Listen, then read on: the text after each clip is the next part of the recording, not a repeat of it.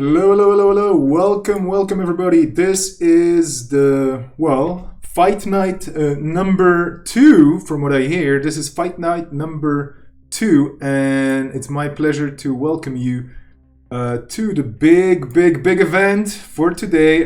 We're going to be seeing a lot of interesting names, and we're going to be seeing a lot of interesting games. We have the New World Earthers facing the UK team. So we have Perkomis, Heinzel, Tuttetgut, and Pinzel on the New World Order side. And the UK team is Peter, Kenny, Chris, and Mike. These are the names I have received from the organizers.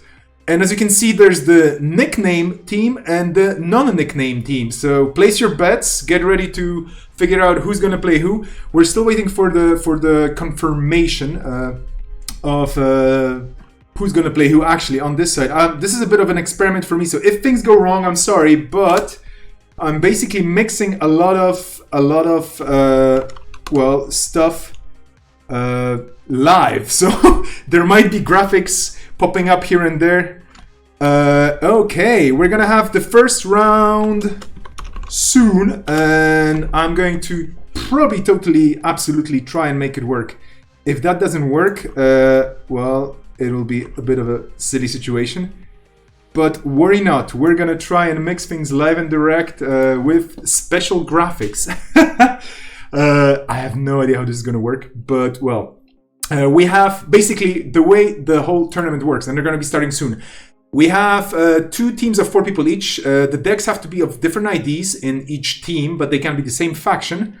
Rounds are untimed because these are single-sided games. Everybody has only one game to play, and the remaining player wins and keeps playing and gets challenged by another player from the team that lost. The deck lists actually have been shared and locked for all the teams. So before the first event, they locked them and they shared them, so everybody knows what's going on. This is the second event of the 3. And in the first round, the teams select the players, the matchup is randomized, and after that, the winner stays on, and the losing player's team picks the next player and the matchup they will play. So they choose the decks, they choose the side. No communication between the team and the player who is actively playing is allowed during the round. So that's going to be quite interesting to see what we will have in the first round, and I'm going to tell you what exactly is happening in the first round in a second. But right now I'm just trying to work on my super flippin' fancy schmancy slides. Let's hope this works, right? I mean, this should totally work, right? I mean, that's the way things work. Indeed, so game one going live any minute now. We're gonna have Pinzel versus Kenny. We're gonna have Pinzel on Runner versus Kenny. So there's gonna be a matchup between Pinzel and Kenny, which means basically it's going to be Geist versus PE. I'm really curious to see what's going to happen there. I'm trying to figure out if they are actually already starting. I don't even know which. Are they even playing on JNet? That's the question, right? I think we're going to be starting soon. By the way, if you are a German speaker, or if you want to hear this stream in German, and if you want to watch the games with the commentary with Labes, he has a stream on as well, so do take a look around Twitch. He's live right now, and you will be able you will totally be able to see it in German with really cool kittens and whatnot. So excite. I am joining you can probably hear the sounds. I am joining the server right now. I hope things are going to be working here properly. If you've seen any of the Iberian lockdowns, you know that sometimes things explode. Hopefully this is not going to be the case this time. I'm super excited. I'm going to invite... I think I'm going to go on air indeed. And I'm just going to make sure that if anybody wants to join me for commentating, they should totally jump in. So I'm going to try and invite Thomas.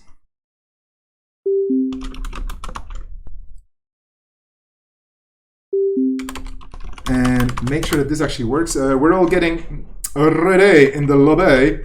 Everybody jumping in. A ton of people. Hello. PSK is, of course, running this event as the TO of TOs. The join button is killing. Yeah, I mean, exactly. There's a lot of stuff happening. There's only 30 games on JNet right now because, quarantine and whatnot. So we're still playing mostly online. Thanks for all the follows. Do I have Flux on? I do have Flux on. Okay, I have been spotted indeed. I should totally turn Flux off.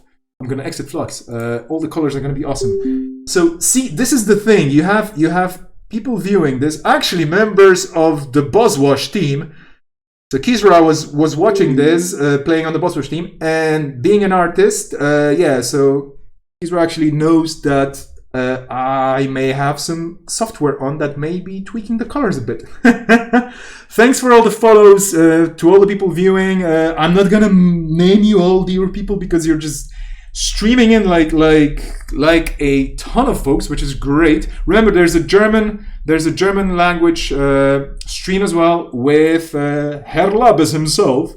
So do look around there on Twitch as well. I think they're somewhere in my following list. I don't know. Well, I should probably organize it a bit better for later on. But for now, we have a bazillion spectators. This is probably the most spectated game in the history of JNet, although probably not the case. How is everybody doing? Sorry, how is everything going? And how is everybody doing, by the way? Because, times are rough. Places have been quarantined left and right. We're getting a bit of less of a lockdown here. So actually, they're letting kids out, and they're letting more people out for certain conditions of moving around. So it's not looking that bad. That said, there will be another Iberian lockdown. So if you want to play Iberian lockdown, do ask me about it later or check the usual places and always be running. For this event, though, there are no always be running informations or details passed anywhere around there. So just make sure. Yeah, we're going to start this game. And again, just as a reminder, this is Fight Club Game 1, New World Order, represented by Pinzel with Geist versus the UK team Kenny running PE. This is gonna be fun. So we're going right into it. Live and direct, excusez-moi. And yeah, both players, good luck to them. We have PE, so the net damage Jinteki, that's super mean. On the other side, we have the Trash Senpai, the Bin Lord, the Tech Deck Master of Absolute Disaster, Armored Geist Walker himself, the best chest in all of Netrunner and Android and all the other connected universes. No shirts, because who needs one? Basically the Trash Panda of Netrunner. Hopefully it's all gonna work out nicely. I'm gonna be, of course, actively editing things here live, because why not? I mean, why wouldn't I move things around if I can? Just because I can. Streams are fun, especially if you're doing them as myself. Okay, fair enough. We're in. We have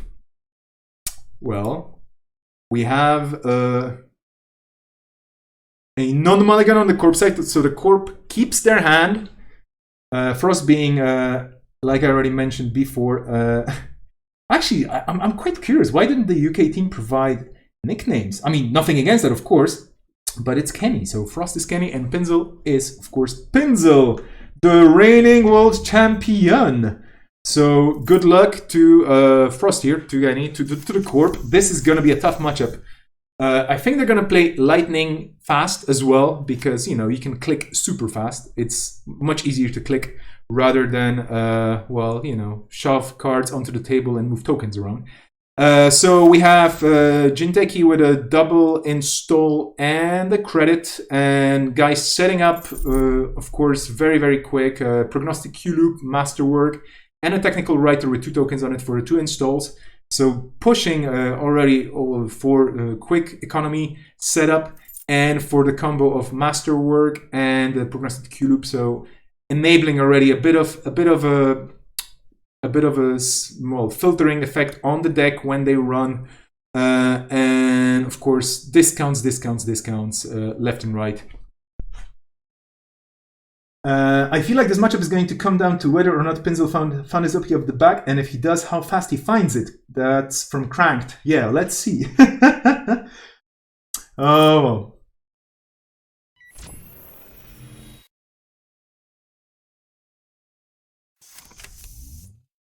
And there we go, straight away, without hesitation, Boomerang onto the table. Very low on the money, but Boomerang, of course, breaking 2 subroutines if necessary. And ooh, well, thing is, if you face a combine with 4 cards in your hand, that's 4 subroutines.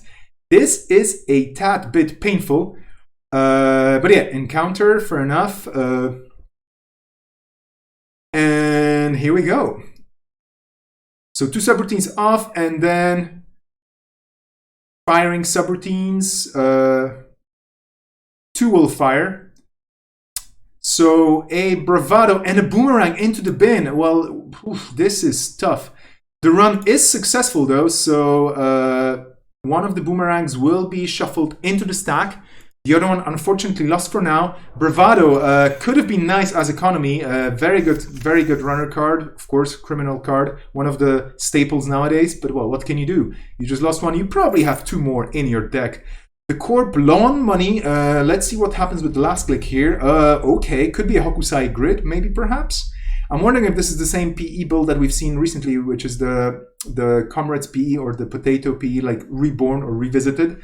There was a recent version of it floating around Netrunner DB. Who knows? I don't actually have access to the deck list. So this is a Comrades PE, no motion. Okay, so according to Krusty, who always knows everything about all the decks, and I'm not kidding, this is for real. Yeah, so the Boomerang, definitely a painful loss. There could be a Fractal Threat Matrix in here, indeed. I've actually played this deck for the last 3 or 4 days as well, just to have fun with it. It is quite mean. You definitely want to mill the runner out. You have the time to set up if they don't push you hard. This is, I guess, why Pinzel was basically pushing really hard straight away. And yeah, you don't care that much about the runner running as long as they hit all the traps and they don't steal the wrong agendas and they steal all the right agendas. For example, stings. And you can just philotic them later on. So as a runner here, unless you have net prevention somehow, or unless you have a film critic on the table, it's very, very hard to maneuver around very spiky ice, spiky upgrades, and generally traps. So yeah, Pinzel definitely, I would say, in a tough spot as the runner here, but you don't get to be the world champion, you know, just on the grace of being awesome and having amazing curly hair, as we know Pinzel does, unless he cut them somehow for some reason. But anyway, so yeah, you definitely know the game well if you're in that position, and that means that probably chances are you will be able to dance around all the spikes and all the. Oh yeah, I should scroll down the log. Yes, please shout at me if something happens. Yes, I have totally not scrolled down. I have scrolled down right now. And you will be able to follow the log, hopefully. Okay. With all this happening, I'm going to slow down a bitsy bit and check if my folks on air are here. Thomas, are you with me? Yep, I'm here. Yes, he's here. Fair enough. How are you? Welcome to the stream. Thank you very much. So what's your bet? What's your quick bet? Who's going to win this? I think it's kind of a coin flip, honestly. I mean, looking over the deck list that Kenny is playing, it is sort of a game of attrition. Yep. The good thing about Geist is, well, lots of draw. So basically his deck is largely hit points. So yeah, I guess we'll see if Geist can find the agendas fast enough. And if he can get it back on the board quickly enough to recycle some cards. Yeah, hopefully. I mean, that was one of the opinions on the chat as well. The back is going to be crucial here because it's a card that definitely makes your deck work much better against PE in this situation. Yeah, I don't think we have any film critics in that Geist, or do we? No, Stargate is the. Hang on, is Stargate restricted? No. It is not. Worry not. Hopefully it's not. I mean, maybe it was.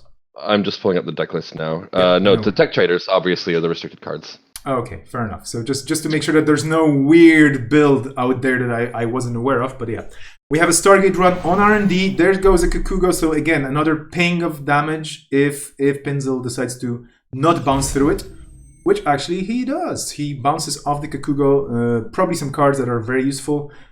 Or, well, have to hit the table sooner rather than later in Pinzel's hand. So the runner here playing it safe. Meanwhile, the Corp just pushing for it with a Tenon, shipment from Tenon. So double advance for 2 credits and a single. But there we have, after the advance, there's going to be a reaction. Okay, and this is the thing, when you have players playing really fast who know the game quite well, you definitely want to make sure that you follow the chat, or you have voice comms on, or you press the buttons quickly to indicate your action. Okay, so we had a spy cam. No club doesn't mean no actions. Yeah, indeed. Yeah. Indeed, if you look over the deck lists, there is no clot there. But yeah, that's the shipment from tendons are kind of Kenny's way of playing a sort of damned if you do, damned if you don't kind of game, you know? So if you run, you're going to take damage. If you don't run, then he's going to score agendas. So there's a corroder on the table, and I think what Pinsel needs to do is get the tech traders down and the back as soon as possible, because he's only running one copy. Yep. The corroder on the table is definitely going to help with those Stargate runs against that Kakugo. But the thing is, you're still going to get pinged with the damage. I mean, whatever you do. Plus, we have now a House of Knives online, so that's additional damage. And having played this deck a few times in the recent days, I do value those single pings a lot, because you know any Kakugo interaction is one card, any ping with a House of Knives is another card. Right now, for example, if those two pings happen and there's a snare somewhere in there, that's gonna be tough luck.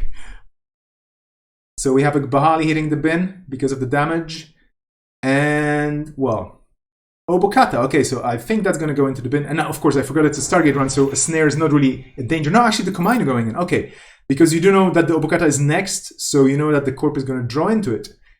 And now, Nobokata is not an agenda you probably want to score. You just keep it as a deterrent, or you just keep it just to make sure that the runner doesn't get it until it's too late, unless you rush it out. That's true. Also, one of the things to note is Pinsel probably was sharp on the fact that if he had been the Obokata, it would have been shuffled back, because Kenny is running 3 copies of preemptive action. Not only to get back agendas, of course, but also to get back things like snares. I'm assuming also things like archive memories. There's also a neural EMP in there.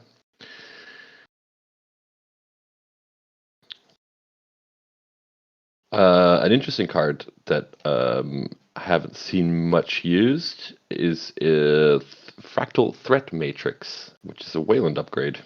It is a really cool card. I do remember that it hasn't seen much play recently, but this one actually looks quite good in this deck, because for every if you break all the subroutines on a piece of ice, you do get damage. So that's very annoying. Well, it trashes the top 2 cards of the stack, so it's not coming from your hand, but it is depleting the cards you can draw. Yeah, I mean it's let's call it meta damage, maybe this way, yeah. Yeah, it is a big boy. It's 4 credits to res, so and 3 to trash, if I remember correctly. Yeah. Yep. Okay. Kenny just icing up more nasty remotes, or more nasty ice. Sorry.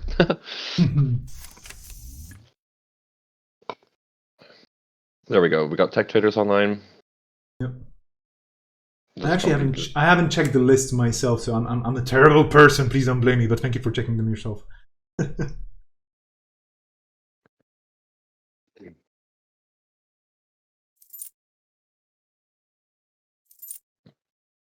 I hope we're not going to crash Netrunner DB by checking everything at the same time as well, dear folks. But yeah, the New World Earthers are I think it's one of the main powerhouses in Europe when it comes to deck building, right? I mean, or basically shaping the meta in Central Europe, I would say. Yeah, absolutely. They're a sort of testing group, and they're all very strong players. Yeah.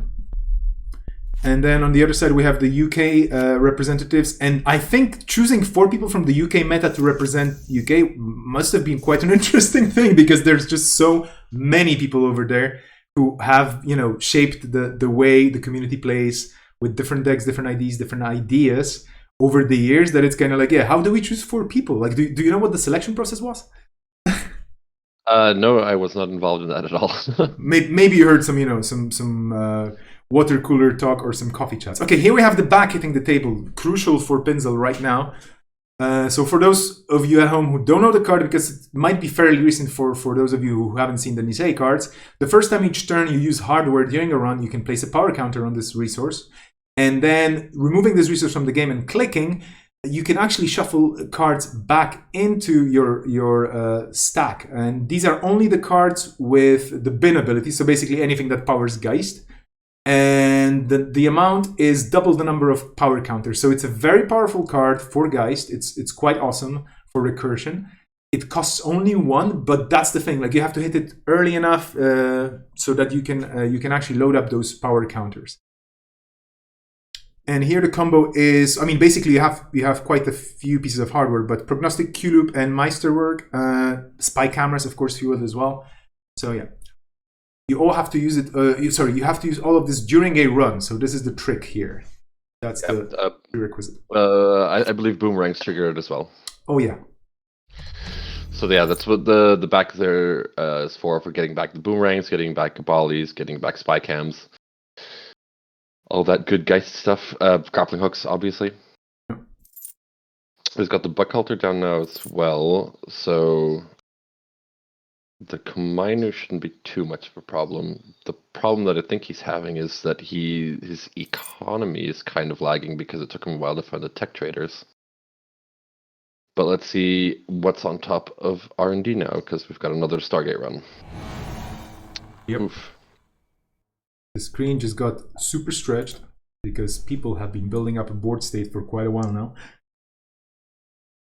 Indeed, the games are not timed. So yeah, thank you, Kisra, for this. And yeah, apparently Rotich is popular because the duck likes him. Absolutely. I mean, I agree. The duck, I've seen the duck live. The duck is a totally lovable character. So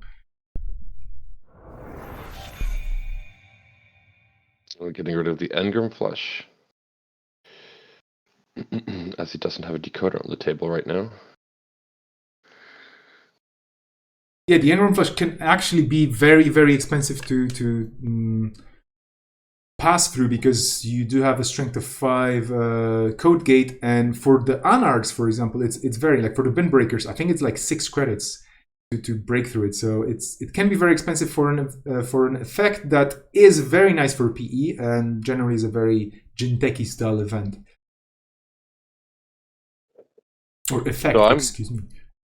So I'm wondering what Pinsel has under that Street Peddler. Well, we are not. Yeah, we cannot see the participants' cards. So what would you guess? I don't know. Like in the rare event that he got 3 events under there, that would be terrible, obviously. But maybe he's holding it back just in case he needs to pop it to draw the 1 extra card to not die. I'm also wondering, maybe he has an Amina there and just not enough money to get it on the table, or maybe he just doesn't need it right now. There's a 3rd tech trader. That's good. And there's another Stargate run. Oh yeah, we do have a question. What is the record in the whole event right now? So basically, NWE, so New World Orders beat Bosswatch 4-2, apparently. I mean, well, I'm actually not following. I haven't followed the first stream because I'm a terrible person. So that's You're not a terrible person. that was by CTZ on San Francisco. Geez, that's how you pronounce it properly. And you can probably look it up somewhere. But anyway, sorry, go on. Yep. Pinsel didn't actually play in the last one. He was the last player on NWE.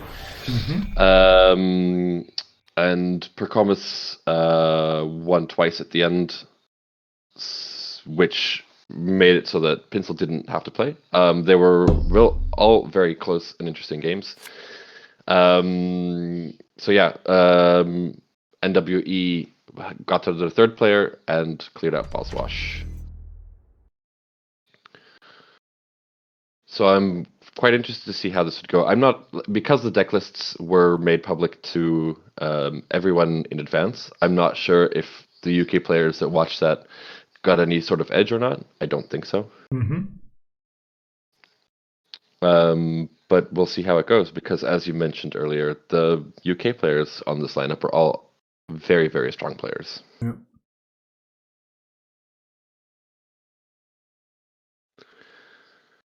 So I think this is Kenny's line here. Just build up a stack of really horrible ice on R&D to make it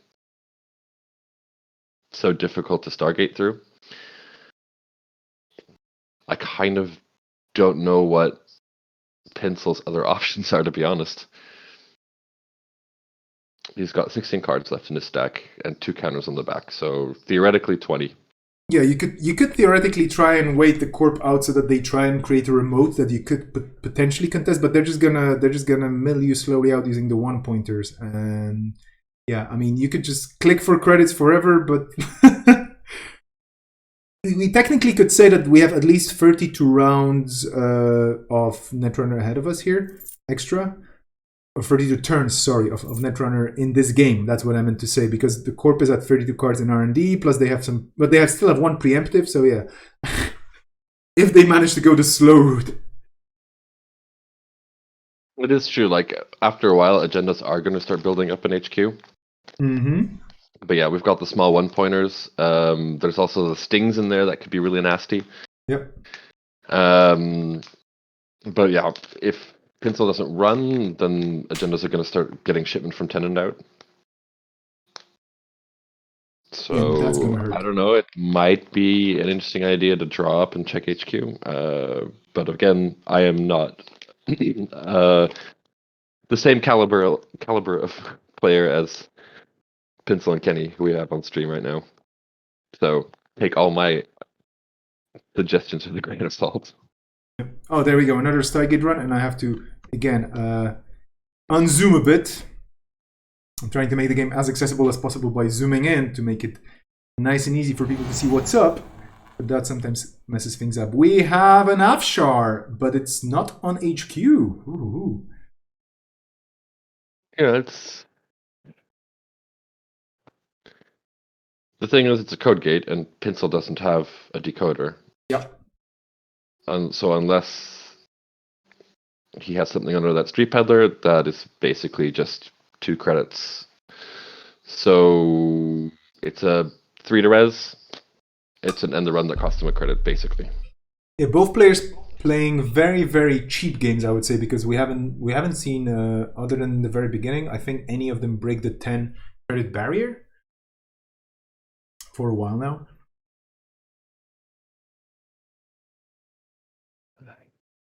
Yeah. Kenny was at 10 credits for a bit, but yeah, Pencil's been struggling. So I wonder. Yeah, I'm assuming he's contemplating either something that he saw with Prognostic or whatever's under that peddler. Yeah. We have an interesting point from Fighting Waloon on the chat saying, this match changes quite a bit without Levy in the game. Yeah, I mean, you do have AR therapy, so the Shaper card, another Shaper card that lets you get some cards back into the stack, and you do have the back here as well. But yeah, Levy was the powerhouse for this type of decks, where you just would go through your own deck once or twice in the course of a game. This is not going to be the case here. But yeah, I mean, I think with the more surgical way of recurring cards right now, you're actually maybe a bit better positioned to make crucial plays, because you don't just get the whole stack back. You just get your choice in there. So, okay, he got through. Yep, there was a grappling hook under there. The other 2 cards under the peddler were, you called it Amina and another Masterwork. Yeah, the Amina is quite painful, because if I remember correctly, there's only 1. So yeah, there's one Amina there. Yeah, and there's only 1 Amina in this deck, so that's going to be quite interesting. And he chooses to trash the Hokusai grid, which I think is interesting. Another option would have been the preemptive. That would have been the last one. There was no way to get cards back from archives. Yeah. But Hokusai is really annoying, so I do understand it. And given that this is turn 13, the Corp only has 5 cards in the archives, so you can see what kind of a game this is. This is definitely a war of attrition here against Geist, who has to burn the cards to get all the effects going. But against this deck, you definitely need to keep cards in your hand and in your stack to just be competitive. Otherwise, it's going to go quite fast towards the Corp. And the game is going to just slide out of your hands. What are you thinking right now? Like, we're pretty much past the mid game now. Yeah.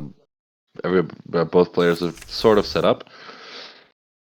Well, And yeah. what is your opinion on how this game is going? What do you think? Who has the lead here? I think Pinsel has a really tough matchup here, and just I don't see Pinsel's.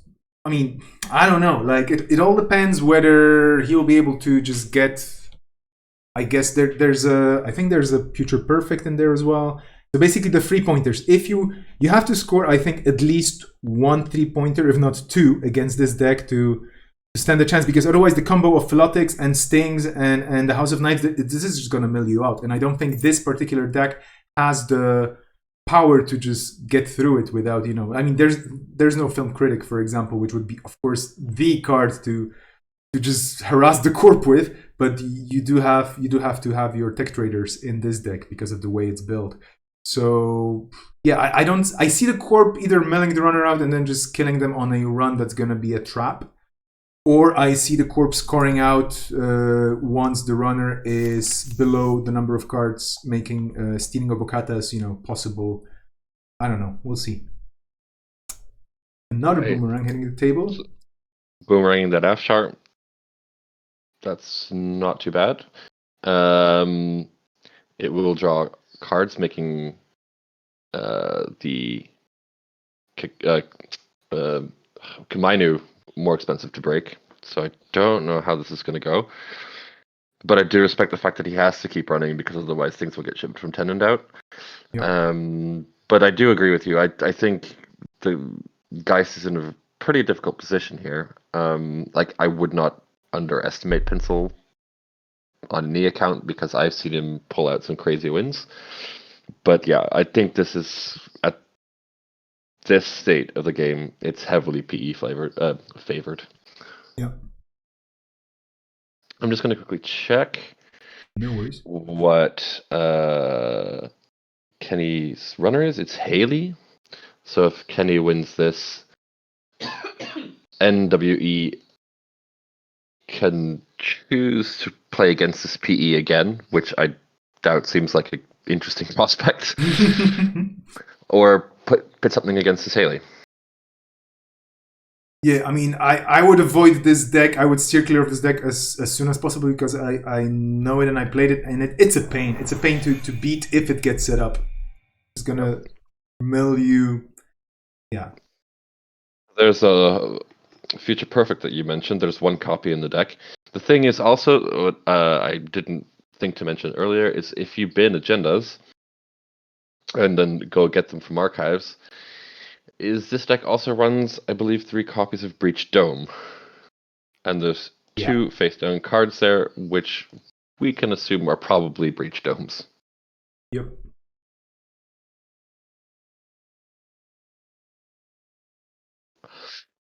I don't know what your take is on either if either of the decks are interesting to. You mentioned you played the P. Is it fun and interesting to play? I would say it's fun to play because you see the runners struggling. Like, basically any run they have to make, it's you have to worry as a runner if you're gonna hit a snare that's just there and pretending to be a 1-pointer that's just hanging there. There's of course the Breach Domes that you can run into, and any multi-access against this deck is very painful. I think Anarchs would stand a chance because of course, I've had worse, and basically cards that allow you to maybe destroy the painful eyes. Kakugos, if you get rid of Kakugos, you probably stand a good chance against this deck. If you, the Komainus you can probably, just break, but Kakugos and that single ping of damage, there is a reason why you don't have envelopes in it and you have Kakugos. And then the traps, of course, you can, again, play around them with the right number of cards and so on. But especially with this deck, with Geist, where you do trash your cards, you do have to install a lot of them to power your engine, it's kind of hard. I think Anarchs, with their kind of built-in net damage defense or damage defense, and I've had worse, and several other cards that allow them to basically use damage against the corp or damage the corp itself, or by removing their crucial cards from the game. They stand slightly better chance, and I think Shapers are best positioned against this deck with cards like Film Critic and Feedback Filter and so on. But then again, Yep. There was in the first Iberian lockdown that you organized. One of the top placing decks had also had a very interesting take on this. It was a kit deck playing Flameout and Kusa, which also works against Kakugos, as you can bounce them before they take the damage. Yeah. Or a thing like an Inversificator as well. I mean, it's still a card. You can still use it, and it's quite cool if you are able to move the ice around and position in ways. Like if you could open, for example, here in this setup, if you could open a clearer path towards R&D, you just Stargate everything out, and the Corp can do very little about it. Yeah, it's a very oppressive deck against a lot of different archetypes. I just quickly want to point something out that might be curious is the House of Knives that Kenny scored. Yep. Still has 3 counters on it. It hasn't been used yet. Yep. So it might not be like pure attrition, but just waiting to use it for a kill shot. Yep. Chances are. Okay, I think we have technical issues. Yep, something's going on. That just happens. I mean, okay, we're gonna have a remake of the turn. And I assume by the amount of text communication going on that players are not communicating using voice, so they're just completely focused on the table. So here we have a remake of the turn again. We have penultimate click spent on a run. Time for a doof. Well, it is a smooth criminal on the table. Aiki. Yeah. Oh, that's annoying. How many Aikis does he play? There's just the one. And he just managed to hit it. Well, I mean, that's it. It's a good card. It's probably one of my favorite Jinteki Ice. It's cheap. It's expensive to break. Well, the thing is, I mean, in certain situations, like an early game Aiki actually helps you set up because you do draw extra cards. And of course, if you can break it. Because if you can selectively break the 2 final subroutines, for example, with a boomerang, then you can just draw up. But in the late game, when you actually lose, you keep losing the cards you wanted to keep for later for a strategic run where you're trying to steal a Dobokata or survive a potential trap. This is definitely detrimental to your future game.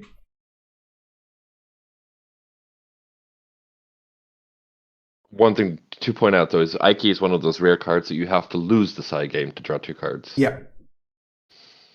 So if the Corp always bids 0, it's always going to cost you at least 1 plus the cost of the boomerang. Oh, in the meantime, we have some inside scoops here about Kenny's playstyle.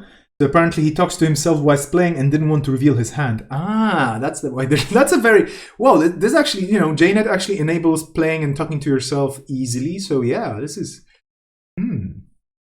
I wonder if there's some sort of a, like you have a JNet advantage because you're using that platform instead of just sitting across the table and looking the person opposite to you in the eyes and reading them like an open book. We have, again, some technical issues. We have 18 spectators on this. I mean, seriously. As a reminder to those of you watching, if you're interested in watching a stream in German, just look for Herlabes on Twitch, and there's a German language streaming exactly the same game, but with a German commentary, probably with a bit more information about Pinsel, his strategies, his deck choices, and whatnot. Okay, there's going to be an HQ access, single one. Will we see an agenda? Nope, that's preemptive. Preemptive. The last one. Yeah. The chances are, let's look at the archives. Yeah, chances are the Hokusais are going to make it back into R&D at some point, or maybe the Corp can just hold on to this. There are no cards in the Geist deck that would destroy operations, so you're just sitting on a card that's going to be useful sooner or later. Boomerang again hitting the table. I zoomed out again because we have. This is kind of risky, honestly, because we have no more cards in the stack. Pencil can reshuffle or recycle 10 cards. I don't know how he's going to get through this Komainu. Yeah, I think the trouble... Komainu is fairly expensive here because now it has 8 subroutines. And I think another thing here I see is this is a last click run. So final click. So whatever you target, actually, if it's even, for example, if it's an Obokat or a Future Perfect, the Corp can just put it back with the preemptive.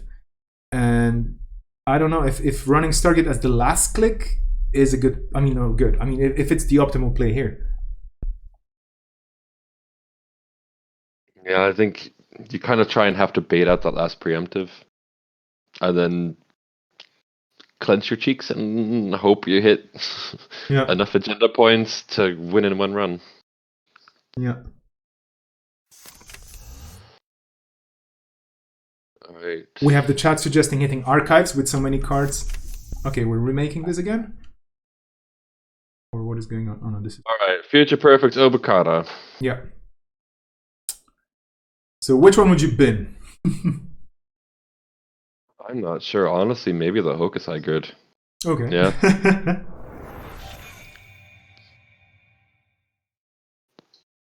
It just saves it on cards. Use me, chat. We're scrolling back and forth. So there we go, the preemptive. And again, we have 2 Hokusais and 1 unseen card going back in there. Okay. So the Hokusai shall return in the next episode of this. Well, basically, it's really like a painful ride through, you know, through a forest full of hedgehogs that just keep jumping on you, and you know. Yeah. So the thing is, Kenny had a mandatory drew 2 cards, so at least drew 2 of those agendas, and then preempted. So 2 of those, so those 2 agendas are in HQ now. Mm-hmm. So I don't know what you go for here. If he pops the back already. Yeah, chances are we have maybe an agenda in the bin, because I mean, if you know you're playing against, it's kind of like a double mind game. If you know you're playing against Breach Domes and there are 2 cards face down and you want to keep your cards for later, you might not be running archives where you may have an agenda actually. I mean, even in the situation, an Obo in the archives is not a tragedy for the Corp, because that's gonna still cost the runner cards, and it's, you know, it's okay to have 2 Obos even in the bin. The runner can only do so much. It's fine if it's the last agenda, because I mean, with the Breach Domes in there, otherwise it would probably flatline. But yeah, so when the preemptive was played, the 2 agendas that we saw with the Stargate, they can't be shuffled back now, because you can't discard them before the preemptive. Yeah. So there are agendas in hand. It is just kind of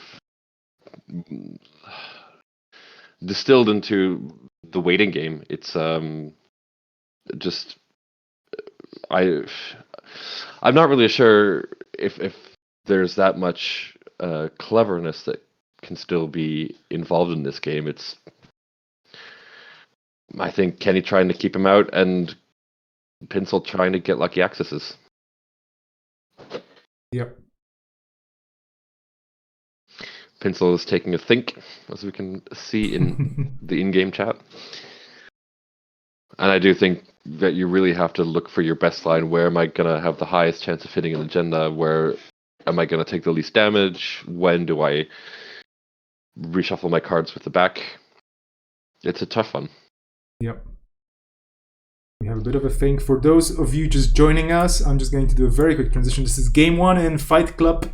Round 2, game 1 between Pinsel, Ongeist, and Kenny playing PE, and there's probably going to be at least 3 more games, right? At least 3, yeah.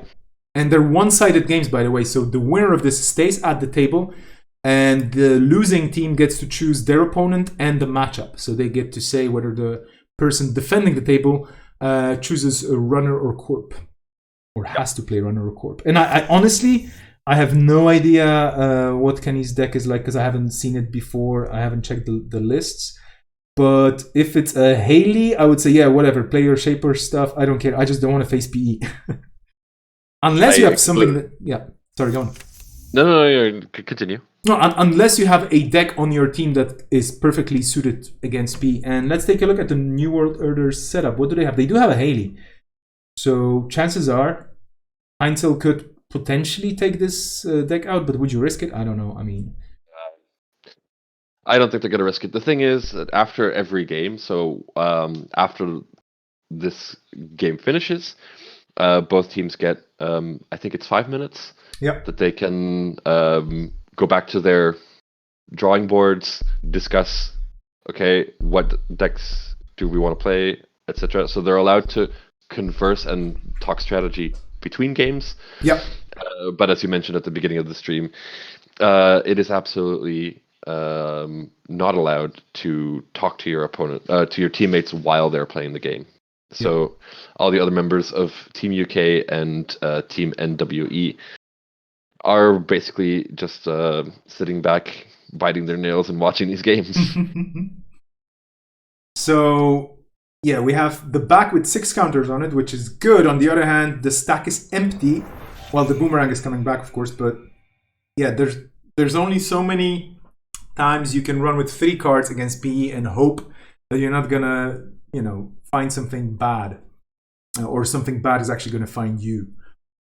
So I'm wondering when Pinsel is gonna fire that back. That's gonna be 12 cards at this current level of it being loaded. I don't think I'm actually going to zoom in because there's probably going to be another Stargate run next turn. We'll see. Yeah, that's the thing, because with the Prognostic Q loop, he can keep reshuffling that one boomerang. That's the one card in the stack. Yeah, exactly. And we do have the chat wondering when is the House of Knives going to fire? I mean, seriously, and I'm wondering myself as well. Like, what is a good situation here? Because if you run R&D with a Stargate, of course, snares don't do anything, and yeah, like that 1 point of damage doesn't make too much sense. But on the other hand, you are knocking cards out of the runner's hand, so 3 counters each run could be 1 extra point of damage. I don't know. I would probably consider spending them, especially since I could potentially score another one. Then again, Pinsel is playing very aggressively here, not letting the Corp use any other shipments from Tenon, so we'll see. Yeah, it's also, I think, why that he's keeping the counters on there is just to protect archives, protect Obokadas, that kind of thing, just to make sure that he can stop Geist from stealing those tasty agendas, but also potentially for a slip up, like if you run last click with not enough cards, and he's got, like, for example, the like Neural EMP, Archive Memories, Neural EMP kind of deal, which is difficult against Geist if he has things on the board he can trash. Here comes another boomerang, which I'm assuming is going to go back on that Afshar. Oh no, it's actually going Kakugo. Oh no, it's interesting. Maybe that was a misclick? No, because he's got the Amina now, so he can. Oh right, yeah, sorry. Sorry, I just totally forgot that the Amina is on the table, which actually makes the core blues money, which is not a bad situation as well for the core, for the runner. Excusez-moi. Okay, we're getting into the Kakugo. The Kakugo is going to get boomeranged, which is a waste of a potential subroutine break, and that's that's not optimal. No, of course I'm kidding, but okay, a doof hitting the bin. So there's not going to be doofing right now happening. And with the corpse state right now, we have all the crucial eyes rezzed. You only want to make sure that maybe on archives, if it's a Kakugo, you might want to res it. But 10 credits, you're kind of safe. The Stargate does, yeah. Yeah, and the chat is saying install advance an oboe right now, and I think it's a good play. I mean, that would force. Oh, there we go, another oboe. That would force the runner to potentially fire the back, because right now the back is just amassing counters. So yeah, that's what he's doing. He's just cycling the boomerang to put more counters on the back, so we can shuffle back more cards. I think that's actually a pretty smart play. Yep. I don't know what he's going to trash here. Probably the Hokusai again, but he could try and get rid of some agendas. We'll see what happens here. I'm pretty sure that Kenny's got a fistful of agendas. The chat is voting Hokusai grid. Because, of course, I mean, how many do we have in the bin? I think they were all shuffled. No, there's one, so this would be the second one, potentially, of the public ones that you would be binning. And, of course, with the preemptive actions out of the game, you cannot really get them back anymore. Yeah, there's 3 Hokusais in there, so. Yeah. I'm just looking if there's anything spicy in that deck that's actually a change from... Oh yeah, I mentioned that there's no envelopes. There is a copy of envelope, actually. There's a single envelope in this deck. And another thing, I keep forgetting, there's 3 copies of Archive Memory, so you can still recur whatever you want. And there's this kind of a nasty play. Yeah, finally got an agenda trash. Yeah. Oh, there we go. That's probably a Hokusai on R&D. So that's just saying, you're not getting that's going to be brutal. Yeah. That's why, because the Hokusai plus the House of Knife does 3 damage. Yeah. So now he's going to have to use the back, I'm thinking. I don't think he can stall this out for another turn. Vesper, I'm going to step away for just a minute. I'll be right back. Yeah, no worries. So yeah, for those of you just joining, again, this is still game 1 out of at least 4, potentially a few more. We'll see how this works. And we have Pendulum Geist facing Kenny or Frost on PE. It's a bit of a grind because, well, you know, you're playing against PE, so there's going to be a bit of grinding. And there's way more trashing than Geist is used to happening, obviously. But so far, we haven't seen... I don't think we've had a single trap access throughout the whole game. And there are traps in this PE deck. There are 3 Breach Domes and 3 Snares. I think there might have been a Breach Dome access once or something.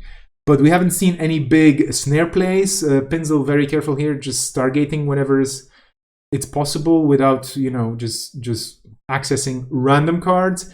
The Corp playing super conservatively here. Kenny just scoring the single House of Knives, sitting on it, not using the counters. Apparently, I mean, well, one strategy is to keep those counters to protect Obokatas in the archives if there's any, or the ones on the table, and so on. However, there is a theory in the chat as well that maybe he just forgot about that, you know, that agenda, the tokens on it. Although I don't think that's true, but well, we'll see. We'll see what happens later on. And yeah, chat, what are your bets right now? Thumbs up for the Corp, thumbs up for the Runner. Are we going to sit here for another 50 minutes and see things happen back and forth without any resolution? What's your idea? And hey there, Raver, how are you? I'm trying to catch up on the conversation in the chat, but of course there's also things happening here, and I don't want to miss the play of the day if one happens.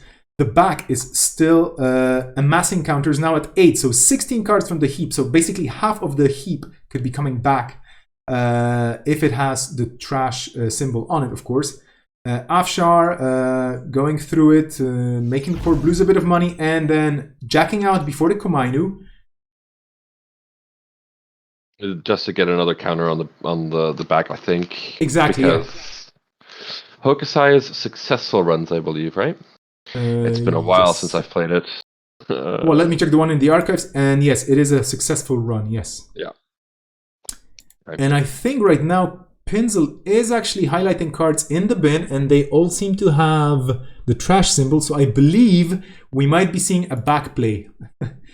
16 cards, if that's the case, which, like I already mentioned a second ago, it's half the heap coming back. We'll see. It requires a click. Yeah, go on. Yeah, no, Jinteki actually only lets you select cards that have the bin icon on them. So shout out to Noah and the JNet team. Yeah, I mean, yeah. Sooner or later, Jane is going to play on its own, and then you'll be able to have AI matches. But before that happens, which is probably going to be in 2 months' time, knowing Noah getting a bit bored, you know, in the lockdown in Australia. Well, we'll see. I mean, of course, I'm kidding. I mean, incidentally, if you're a developer, if you want to learn how to add things to JNet or how to make things happen in JNet, it's on GitHub. You can totally just jump in. The help page for Jinteki.net has all the details. It's open there. You can learn how it works. There's a certain language behind it, so to speak. And yeah, I mean, I'm way too stupid to be a programmer or to be a coder, so I couldn't possibly do it. But I know that there's a ton of smart people in the community and outside of it as well. So if you know somebody, say something and, you know, just nudge them towards it, because this platform, as great as it is, it can still be automated a bit more. Some interactions can be ironed out a bit and so on, and yeah, that could work even smoother for smooth criminals like Mr. Geist over there. Okay, so actually Kenny's reading right now, and I'm wondering if he's reading a book on, you know, like Zen and gardening and like, you know, maybe bonsai. I don't know, like just how to groom your bonsai at home, I guess. Moby Dick. I mean, who knows? Call me Ishmael. Okay, so anyway. So yeah, there hasn't been too much excitement in this game, which is a bit of a shame, but it's kind of to be expected. Against sort of attrition style Jinteki damage decks.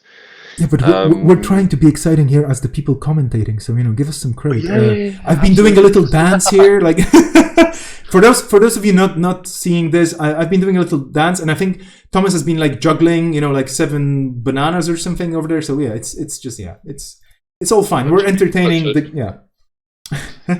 They were chorizos, but close. Oh, chorizo! Oh man. So yeah, the back put back, the back put back. Yeah, we have a technical writer, a simul chip street peddler, another street peddler, and another street peddler. The Bahali ×2, another simul chip, grappling hook, spy cameras in the number of 5 of them, or actually 6. 1, 2, 3, 4. That's actually 6 spy cameras, and a boomerang and a grappling hook. And here we go! This is exciting now. Now we can totally focus on server 2. Oh, that's going to be an agenda. Okay, never mind. Oh, Sting. Without the police. Yeah, that's painful.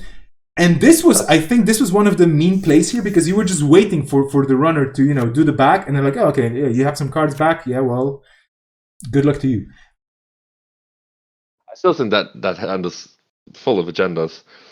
Yeah, I assume HQ is pretty stuffed right now. We have the chat betting on like 3 agendas at least, maybe 2 in there, because there hasn't been there was a single run at some point against the HQ, but that's about it. I mean, of course, for good reasons. You have a Komainu that's kind of annoying. You have the Aiki. You have something on the outside, which is probably a Kakugo. Well, since the last preemptive, there hasn't been any more face downs, so we know for a fact that there's a Future Perfect there, and I think a House of Knives. So there's at least 2 agendas there. You mean in the bin, in the archive? No, in his hand. Oh, sorry, yeah, excuse me, in the hand. Yeah, okay, yeah. And I think there was an Obokata drawn, but then maybe it got returned with a. I don't even know. No. There was 2 agendas that he drew, and then played the last preemptive. All right. Okay. So those 2 agendas are still in hand because there's haven't been any face down cards since then. Yep.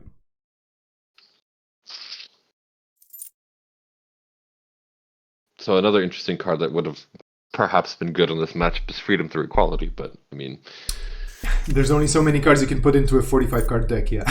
Absolutely. But yeah, sideboarding, it's an idea.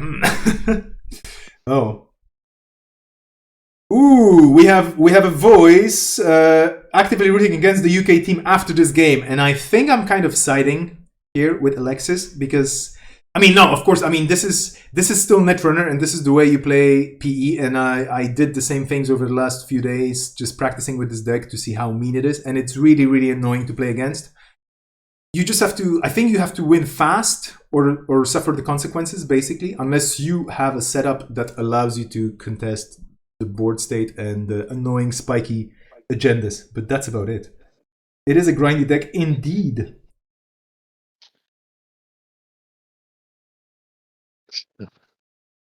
I'm actively rooting against the UK after this. Yeah. Oh, well, it is a very annoying deck to play against. It is. It's not as annoying as CTM, but yeah, of course. Or CTM of old. And here we go, another Tenon.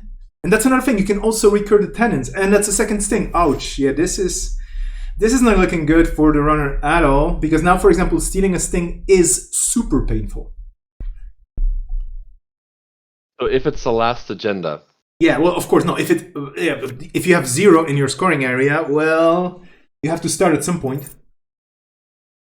No, but like, if he's at 6, if Pincel's at 6 points and he steals the Sting as the last agenda, yeah, does it kill him or does he win before Sting fires? Is the question. Because I know PE damage doesn't count. I think to steal the agenda, you have to. Oh no! No. If you score or steal, you deal net damage. So this agenda is stolen, and then you get the damage. That's what I figured. Guess you win. Chat, help us. Yeah. You win, yeah. It's not a cost. Yeah, exactly. Yeah. We were all right. We win together.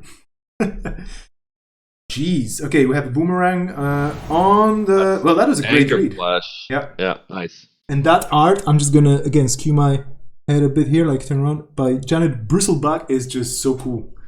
Super Jinteki. It's a red brain, like with things happening to it that look a bit like trees, but not only. So cool. Hardware. Well, I wonder why would you say hardware? I mean, yeah. But we have the boomerang trashed, and of course that is extra draw. And here the draw engine for. Oh, sorry, go on. Yeah. Yeah, here we go. Like, I think it's very possible that we're going to see Kenny pop a House of Knives counter here. Oh, no. It doesn't matter. He can't steal an Obokado because he's only got 5 cards. Yeah. No, wait, hang on. Obokado does 4, right? Yeah, no, you can totally steal an Obokado here, but will you With the House of Knives counter, he Ah, there we go. There we go. Yeah, that was the play. Finally, House of Knives has been activated. Can Simulch... Well, you can drop with it. Yeah. War of Attrition. There we go. Yeah. That's what happened, yeah. And now... Oh! Ouch. Well, what can I say? Snare-genda. Yeah, and for those wondering why we have Mar just going, wah! Yeah, it's like Mar is the dedicated Geist player in the Barcelona meta, and she's the tournament organizer of this as well. So I can hear her heart just breaking here, seeing Geist just being slowly milled out ruthlessly by Jinteki.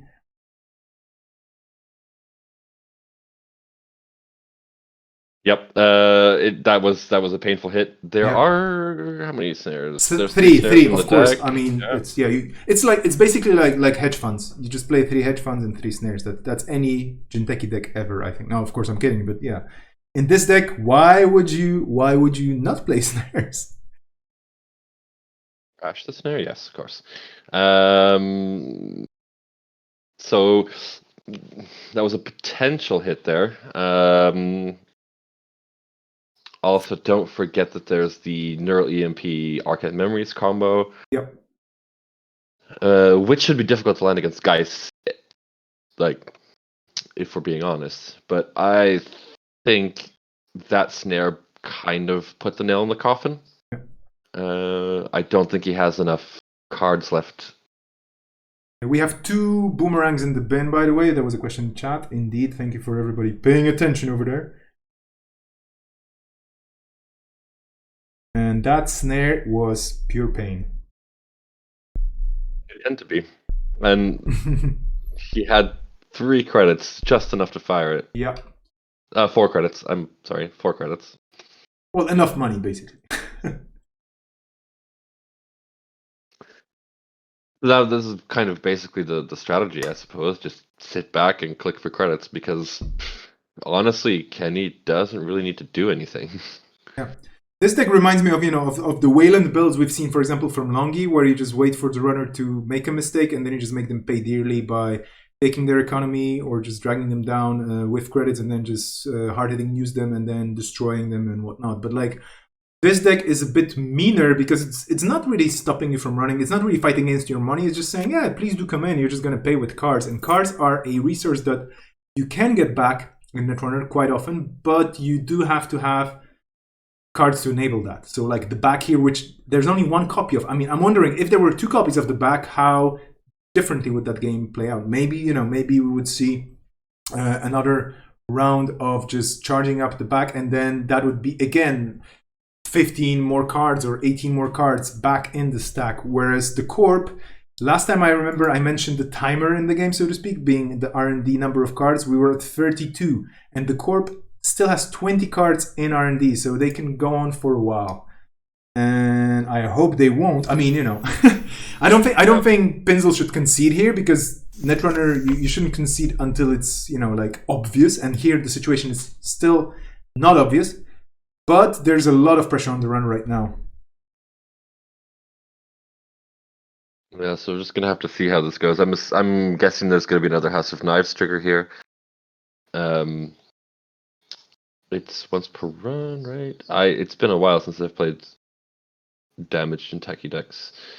And I'm not gonna lie, it's because I don't think they're very interesting. But yeah, only once per run. Yes. But yeah, it's gonna take a miracle. Here we go. There's enough cards there. He can steal an Obokata. I'm saying there's gonna be a snare, just because I'm a terrible person that hates playing against Jinteki and loves playing Jinteki. So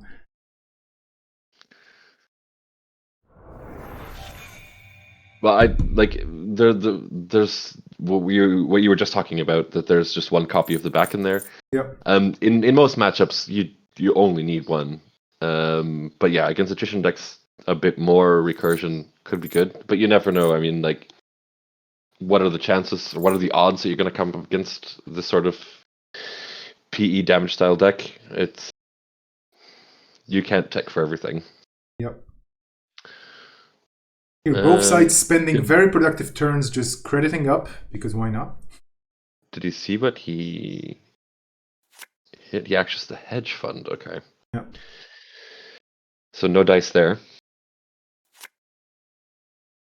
Can we all agree that Kakuga and Sting are stupid? Well, that's an opinion for sure. I think Envelope is a slightly fairer piece of ice, and yeah, maybe if Kakuga was restricted. Well, there are ways to deal with Kakugo. It's just Yeah, ice it's a matter destruction of is a meta. thing. Yeah. Let's have a poll. Should we have a poll? I mean, I could launch a poll on the chat, but I don't want the chat to explode. Or I could. I mean, why not? Let me try. Yeah, go for it. Yeah.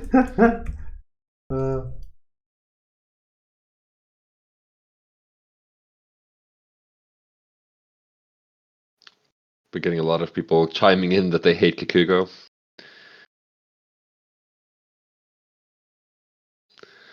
Somebody just mentioning Kakugo and Sting are much cooler than Obo and Breach Dome. Well, if you've got all four of them, I mean.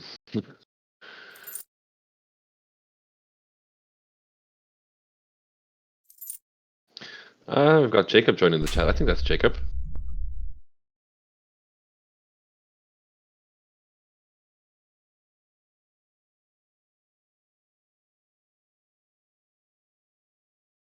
Let's just ban Jinteki. That's an option as well. Nah, there are some very interesting Jinteki decks out there. Like name two. No, I'm kidding, of course. Like I love playing Jinteki. P is a bit of a bother, but there are many other cool ones. Yeah, Palana, Team Wekundu was awesome. Fighting Walloon just mentioned, why not just install Naked Obo at this point? It's a fair idea.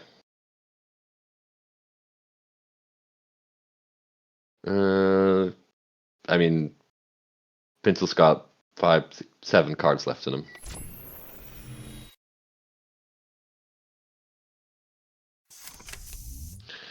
Here we go for all the marbles. Boomerang that.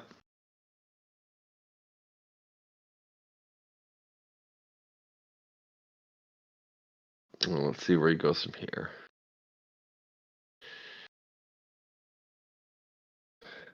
Okay.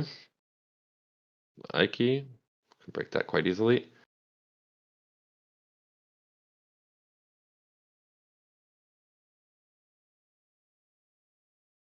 All right, let's roll them bones. Yep.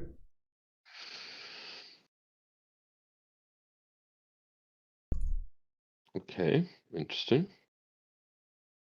That's what I figured was going to happen. Oh, it gets rid of a grappling hook.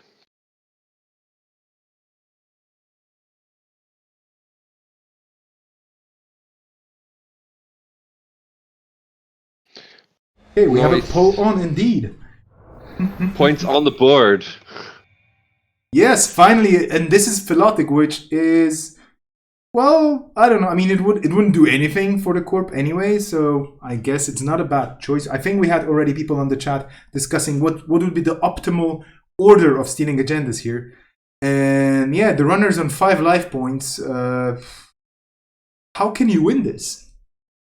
I am gonna guess that Future Perfect has been dumped in archives. This is the safest place for it.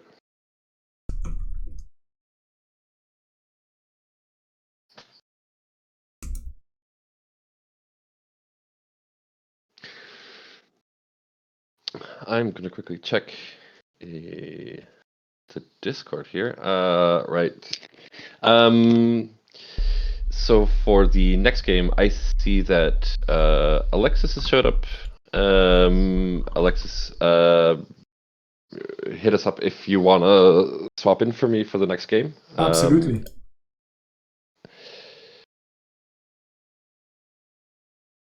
So yeah, anybody who wants to, as Vesper mentioned earlier, anybody who wants to jump in on the stream and do some commentating is more than welcome, and we can swap in and out between games. Yep, there will be a 5-minute break, and I'll probably be also jumping around here trying to set my live graphics to work properly, so that's going to be quite interesting to see.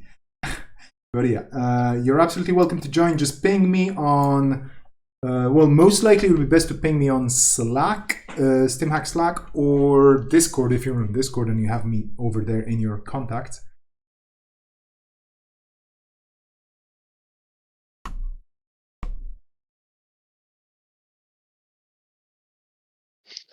Chandala Soundry.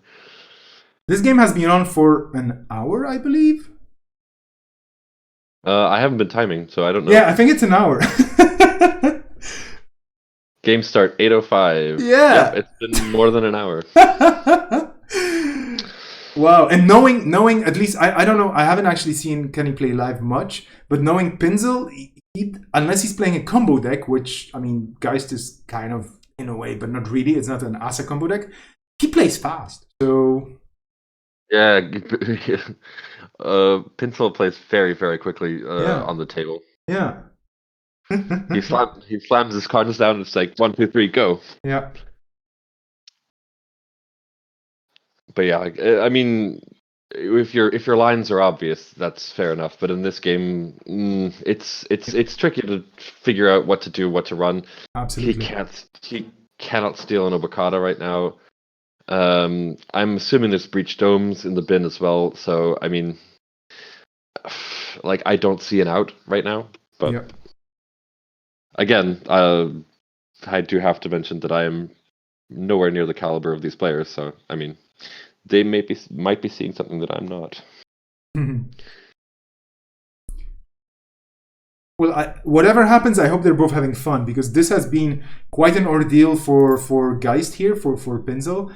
I think the Corp is just playing the game you should play, the way you should play it with this particular deck, which is fairly mean. And yeah, you're just not helping.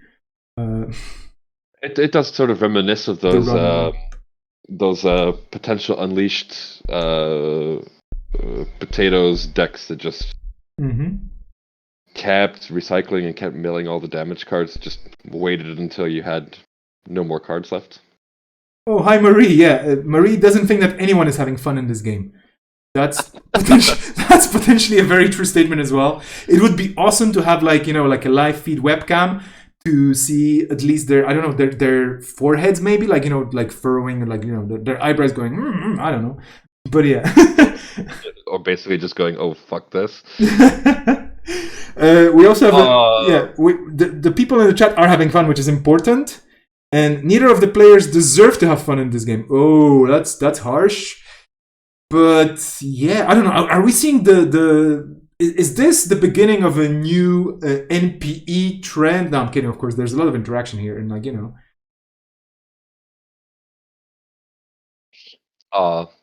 Marie said that it's fun to hear our voices. That's nice.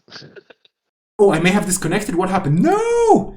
I think the game progressed. Let me just see. This is terrible because there's so many people. I'm going to just jump in there. Apologies for this. Like, if we have disconnected, this is going to be terrible. Because maybe we missed something. This is going to be terrible, terrible, terrible. I'm getting a black screen. Too many spectators. Like, next time we only let like 2 people in, huh? And everybody else goes on a stream to watch, because I actually can't get back in. And this is disastrous. Yeah, we Did the game crash? Like, yeah, we crapped out of the game because my chats aren't coming in either. Yeah. Oh boy. Let's see what happens if we refresh competitive.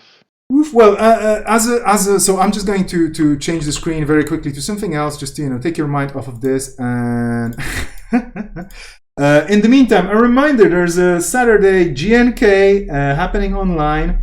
And yeah, I'm trying to figure out how to get back into the game. In the meantime, Thomas is going to tell you all about his interesting discoveries. I'm kidding. Tell us a joke. A joke? No, I'm not going to start telling jokes. I'm going to tell you a joke. Geist versus PE. That's basically. I mean, well. We need to replay this now. What? Oh, so I don't know what's going on. Yeah, we're gonna quickly check in with the organizers and exactly. So, dear folks, I'm asking the players, the teammates, to get out of the stream. Yeah. Okay. It's not the stream. It's Jinteki, I think. Yeah, it's JNet just giving up because too many people in one room. Maybe we just had too many people in one room and they were not observing physical and social distancing. So, that will happen probably. Hopefully, of course, I'm kidding. But I'm trying to definitely try and get into the game. It's players. Have the players left the game? The question. The question is the game going on? Yeah, exactly. Yeah. That's the question. JNet got bored of the match and just left. That's the champion of the people, dear folks. Exactly. The game was no fun and JNet just left the house. JNet has left the building and Elvis has left the building as well. This is terrible. Live television, everybody. This is what...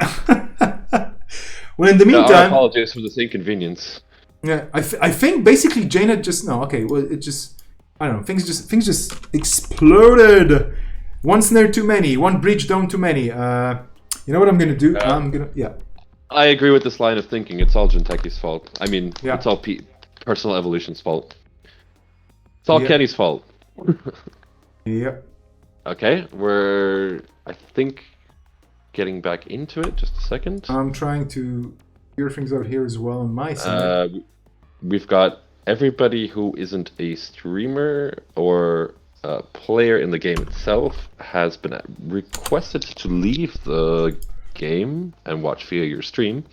Or, Labes is streaming as well, which is absolutely awesome. And in German, so you can learn German. I'm just trying to get back in again. Yep, same here. I do still see 11 spectators though, so I don't know, I see 12 spectators. Yeah. That was me trying to join, but nothing's happening. It's a black screen of absolute nothing, so... Well, in the meantime, chat, do tell us what was your favorite play of this particular game? Was it hitting the snare, or was it stargating the Hokusai grids, or what was happening there that you... Yeah, I actually have no idea if we have a save game state in this situation either. The table still seems to be full on my side of things. Full of people observing, by the way, not full of anything else. I'm in. Okay, so PSK has been able to get back into the game. Okay, so can she stream? Can she stream? Right. Is the game still on though? I'm still getting okay, I'm getting a black screen of absolute nothing. So if anybody's on the stream and... It's GG. Alright, I'm getting results in now. Results, yeah. The game is the game's ended. Who won? Okay, so Kenny won with a flat line on turn 20 Geist. Okay. Which means Kenny will continue to the next round. Okay. And Team NWE can take 5 minutes to discuss amongst themselves which of their players is going to face up against Kenny and what decks they want to play. I think I'm gonna sign off for a bit. We'll see if we can get somebody else to jump in with you and talk about the next game. And if not, I will be back with you for the next one. Yeah, okay, cool. Alright, then I will talk to you in a bit and we'll see what the next match is going to be. Yep. Bye, everybody. Thank you, Thomas, and to everybody just joining us. We just had a crash on the server, and the game progressed fortunately, and it ended with the runner becoming flatlined.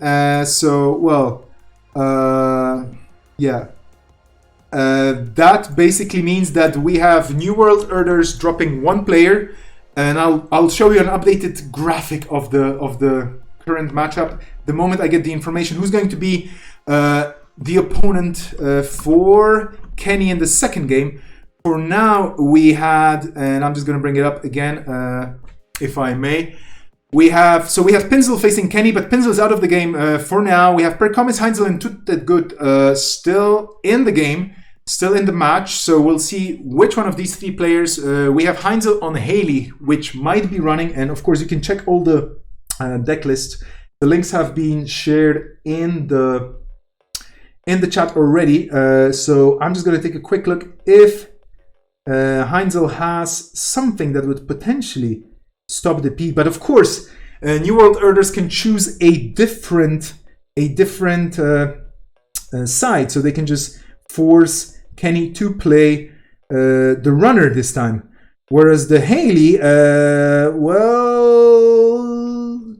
I don't see anything in particular that would be very good against net damage in that deck. But then again, your Shaper, you have Clot, and you have a bunch of other toys. So there's a Stargate, you have the economy, of course, powered by Aesops. Yeah, chances are you would be able to do something more because, well, I mean, then again, who knows? If you're able to keep your cards, no one will choose to run against Kenny. That's a very good guess. That is a very good guess. Apologies for everybody voting in the poll. Yeah, I didn't let you choose neither Kakugo nor Sting being bad cards for the game because there was a lot of angry voices in the chat. Of course, angry in a funny way. Of course, I mean it's all fun and giggles here when we're talking about it. The game lasted 71 minutes. Epic. I mean, I'm super happy we're not starting this at midnight my time because I would probably be asleep in the middle of it. I'm hoping to get an update soon about the next pairing. And yeah, in the meantime, oh yeah, we have Alexis with us. This is gonna be awesome. So Alexis, if you want to join us, you are already in the server, so feel free to jump in again, and you're absolutely, totally, super duper most welcome. There you are, hello. Hi. Hey, great to hear. It's as if you were in the same room, which technically is happening at the same time, indeed. Right? How are you doing? I'm doing pretty good. Just chilling, you know.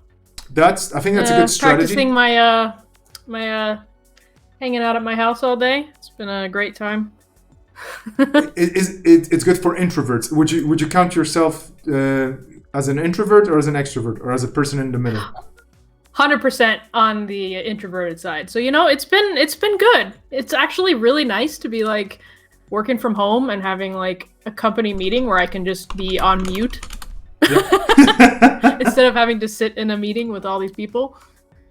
I totally understand that. There's been quite a few memes flying around, you know, like if this could have been done through an email, now it's done through an email, so we actually don't have so many meetings and so on and so forth. So I think things are going to be changing in the future for many people because we've seen the light now, or we've seen other options. Yeah. Have you been watching this first game? Yes. What's your opinion of it? I was on the edge of my seat the entire time. It was thrilling. Fair enough. I mean, yes. I think it might be, in my opinion, one of the highest peaks of high tier Netrunner. That is very true. I mean, how to put it? It was about milling cards on both sides in a way, but like mostly on the runner side. It was about milling our patience as well, and I think it was the least exciting high stakes game of Netrunner I've seen in the last 2 weeks. And by exciting, I mean basically when it already was getting to a point where it could have gone one way or the other, we just crashed out of it, so we actually didn't see the end, which is it was like watching it. The one point. Yeah, where it was like I'm actually interested in seeing something different is happening. Yeah. And JNet had a bit of a struggle. We missed the flatline, and yeah, Okay, here we go. We have some updates, so I'll be able to actually show you the new updated graphic once I get out. Hey, Mar, are you? I just wanted to let you know that Hansel will enter the next match with his runner. Okay, so I hope I can use my magics to actually show you something here. And maybe perhaps this is working. This should be working, right? Please work. Because I made an amazing slideshow and it doesn't seem to be working, and I feel completely stupid. So what I'm going to do instead, I'm like, I can use the power of slideshows and whatnot, and it's not working. So never mind, dear folks on the chat. In the meantime, well, Alex is going to tell you a joke. No, I'm kidding.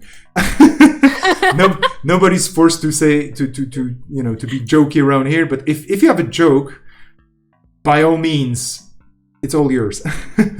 So wait, are we talking? Can this be like any category of joke? I believe so. So not specifically a Netrunner related joke. It doesn't have to. No, of course. I mean, no. This is not a pure Netrunner stream. Yeah, absolutely. It's gonna be a joke about anything. All right, I got one. Go for it. I got one. Entertainment, everybody. The floor is yours. Why do seagulls fly over the sea? That's a good one because I have no idea. Because if they flew over the bay, they'd be called bagels.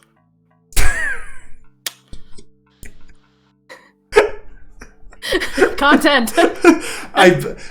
So chat, how many thumbs up are we giving Alexis for this? I think it was a brilliant joke. I've never heard it, and I've heard many good and bad and puns and like basically everything.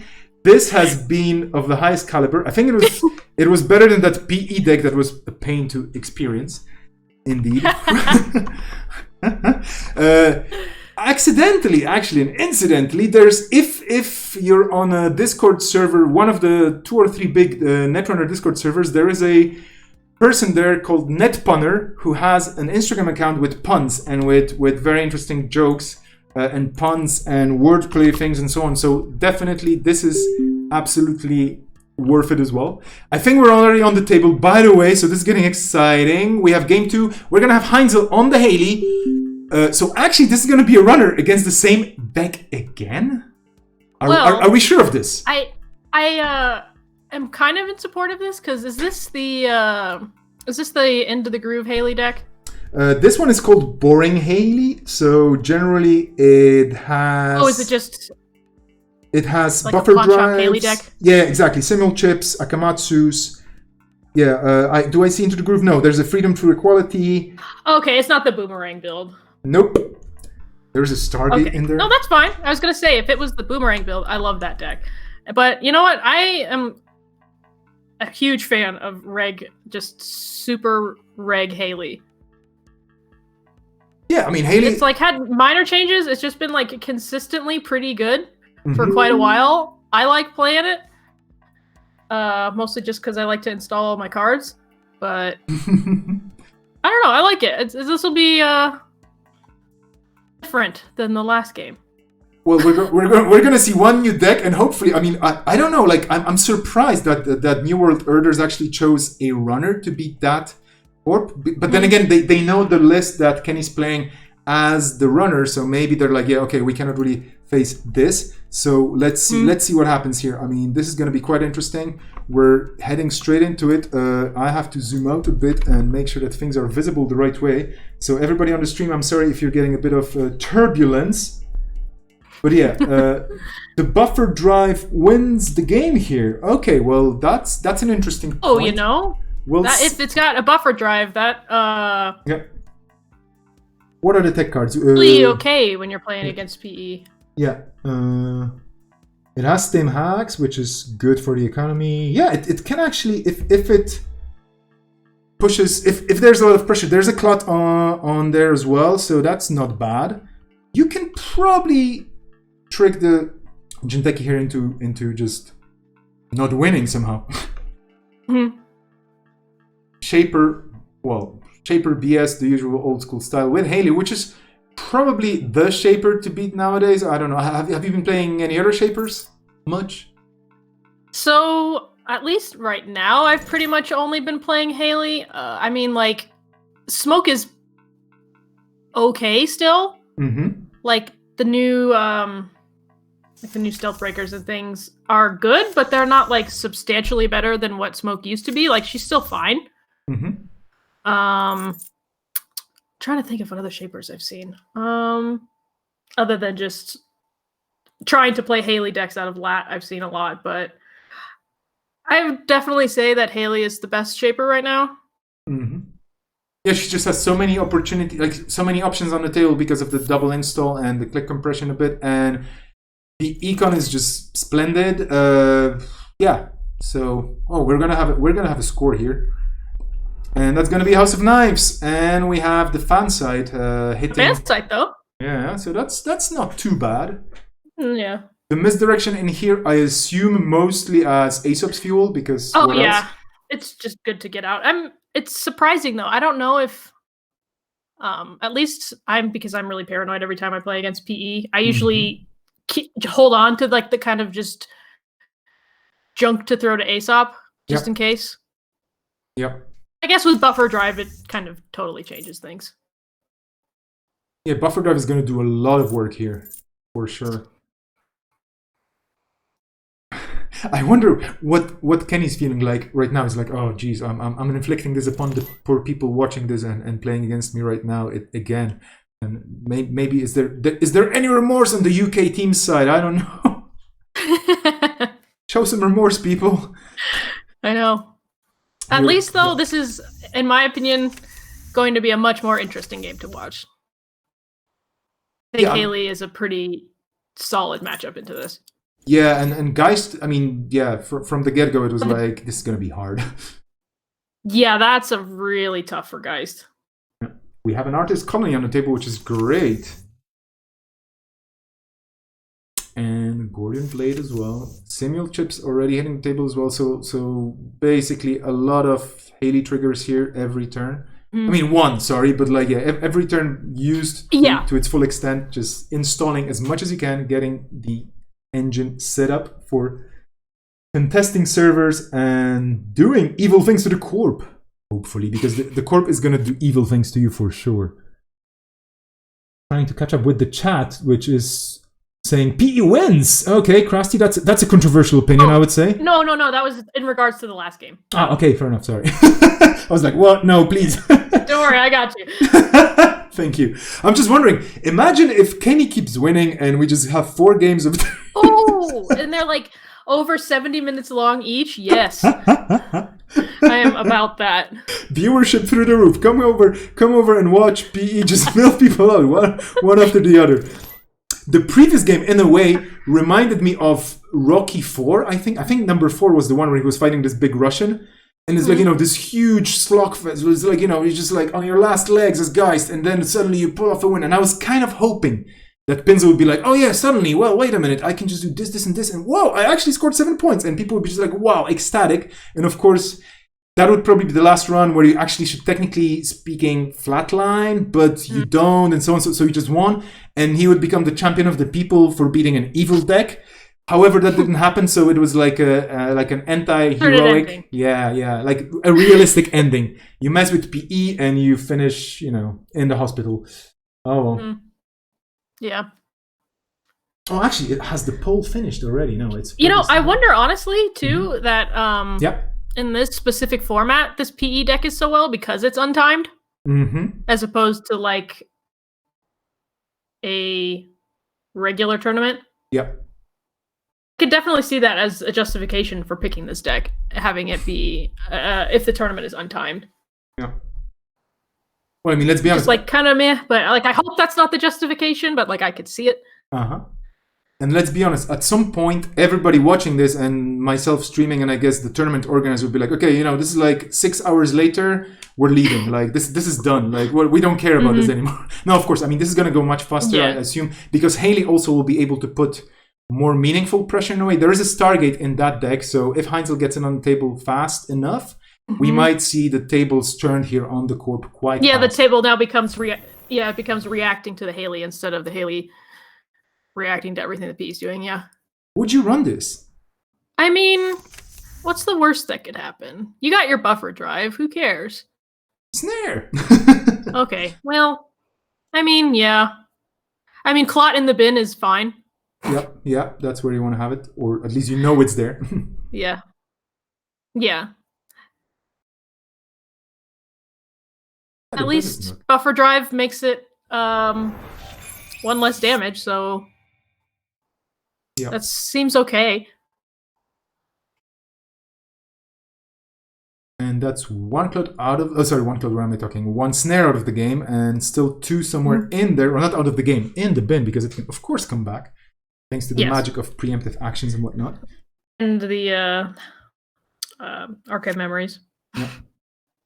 Well, that's a real value play in this deck, where you have archive memories and EMP, and neural EMPs, and you just flatline the runner using a silly card for 2 credits, and people are like, wait, why are you even doing this? But here, and I think this is another thing that why the game might last a bit longer on average. People know their opponent's decks, so there's probably also a few more lines to consider, because you actually know, you can actually be looking at the list right now as well, and just going, okay. Yeah, there's not a whole lot of like uncertainty involved. Yeah, like it kind of 3 archive memories and 3 preemptive actions in PE. That's a lot.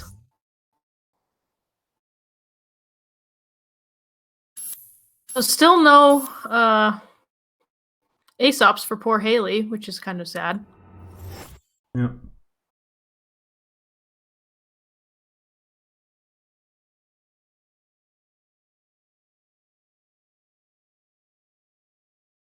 So everybody hated Kakugo, nobody hated Sting. Okay. No, I don't mind Sting. Yeah, Kakugo, it's... If Kakugo said, do a net damage when you break the subroutine, I'd be a lot better. I'd be a lot more comfortable with it, because then at least you could use bypass on it. Yeah. But the fact that it's relatively cheap and can't be bypassed without taking damage is just like, I am not a fan of that card. Yeah, it's kind of like Kakugo. In Jinteki, you have Border Control and Wayland. These are 4 to res, 1 strength barriers that are kind of defining the game. That are super good. Yeah. And maybe there's going to come a time when they're actually not going to be playable anymore for some reason. I'm trying... Ooh. That would be a high power meta, I think. Yeah, I'm just reading the chat. Like, the only good thing about Kakugo is the alt art. Well, that is 100% valid. That alt art is incredible. It is indeed. We have a Stargate run after an SMC install, so this is where the milling starts the other way around, and we have Kenny thinking, because you do have 2 tokens, 2 separate instances of House of Knives, so you could do something about it. TFP, okay, future perfect. I wonder what they go for here. Maybe honestly, I'm not sure what I would pick. Yeah, between the Hokusai or the Future Perfect, honestly, and I would maybe go for the Hokusai. Okay, yeah. So there's a Breach Dam on top and a Future Perfect underneath. We know that much. I'm pretty sure the Breach Dam is gonna hit the bin, or maybe not. Question is, where's the ice? Because in the previous game we saw the towers of ice. There was a lot of ice, but here, not even off of that Stargate did you see one. Yep. Curious to see to discover what might be in that HQ. Yep. Oh well, that was fun. Well, the good thing is you have the artist colony, you have your fan sites, you can still pull something up. You already have a Gordian blade on the table. You have an. Oh, and look who's finally joined the game. Hello, That Mr. seems like a good use. Yep. That seems like a great use of the artist colony there. Like, it feels really bad to have to use your artist colony this far into the game on an Aesop, but it's fine. I mean, especially, I think this deck is running 3 Aesops, so yeah, it's like, with half of the stack gone, I've actually started to run in just super regular Haley like this. One of Hostage is really, really cute in these decks. Hostage, yeah, that's a very good include. It grabs indeed. Proco and it grabs Aesop's. Yeah. It's surprisingly okay. Okay, we have a single chip hitting the table, so there's a third one. And these are great because you Just in can case. yeah, you can recur interesting things. You can also sell them off to Aesop's if need be. So yeah. They're good. And they're worth, I mean, there's Harbingers and things in the bin, and a Harbinger is worth $6. So Yep. I love one of the new Apex builds where you just have endless economy with Aesop's because of assimilation. It's just so fun to play. Heaps of no, cards. Assimilator is, I think, probably my favorite Apex card. Yeah. The controversial strategy here of an iced remote in PP.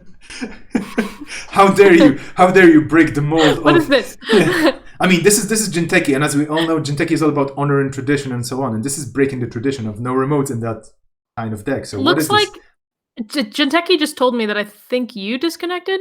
I hope this is not the case, but Or I'll is it- try to refresh, leave the game, and rejoin. This is terrible. I'm apologizing everybody straight away who's wondering why the hell nothing's happening on the table. Okay, now it says you're back in.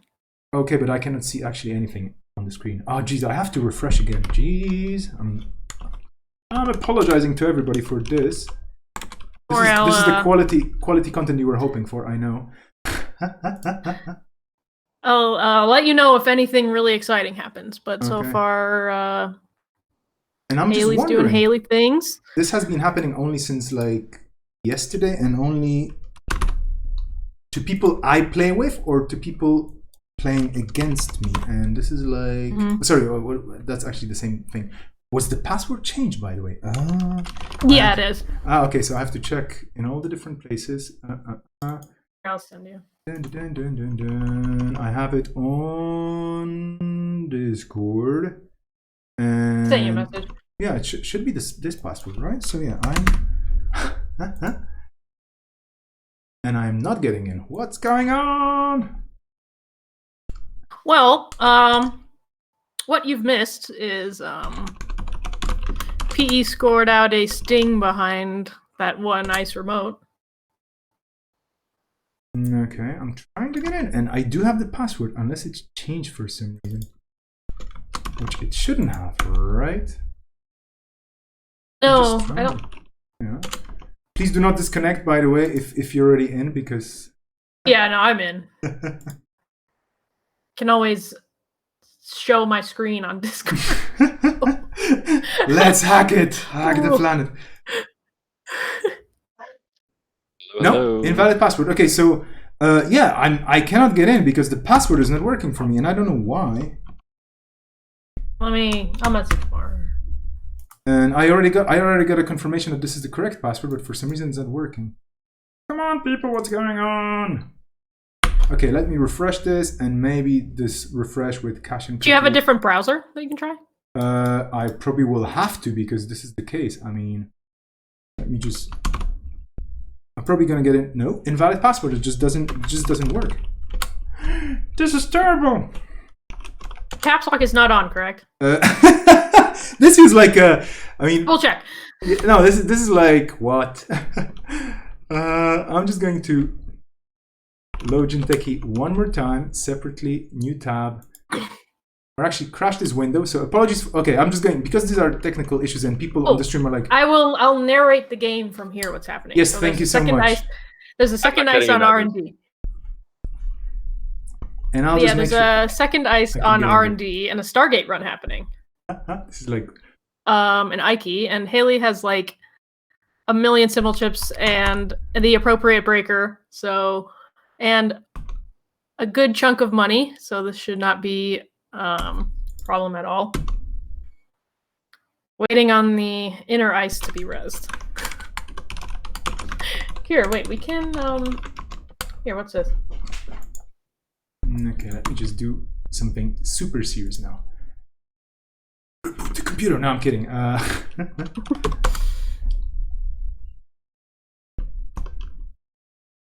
For So everybody. no res on the inner ice on R&D.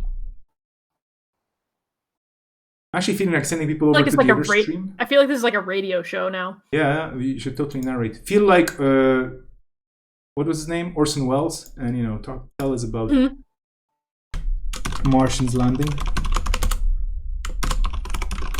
So the Stargate, see a neural EMP, a breach dome, and a fractal threat matrix. If I don't actually know what that card does, and they went to trash it. What it does is when all ice on all server teams in a piece of ice is broken during a run on that server, it trashes the top 2 cards of the stack. That seems pretty okay in this deck. Surprised I haven't seen that more often. Well, it is 4 to res, and it's a 2 or 3 influence Jinteki card. Yeah. No, it's a Wayland card. Wayland card, yeah. My bad. Here, we can... Wait, watch this. Yeah, so there is a workaround. Because I'm currently in it right now. Yeah, so if you want to share the screen, let's try this. And I'm using this password. I've used it in 2 different browsers. It's not working. I cleared cache cookies, not working. Everything else seems to be working. Hold on, I'm going to jump on my desktop. Hold on. Yeah, sure. Thank you. Yeah, I keep getting invalid password. I don't know. So there's another stream. So for everybody here listening here, please join the other stream. We can keep the commentary here because we have people on the game. So feel free to watch that. So we can leave the audio on, but feel free to watch Herlabes, the other stream, which is in German. My screen being shared. If you just want to put that up or something. Okay, I mean if you can. It's like super not fancy JNet. Fair enough.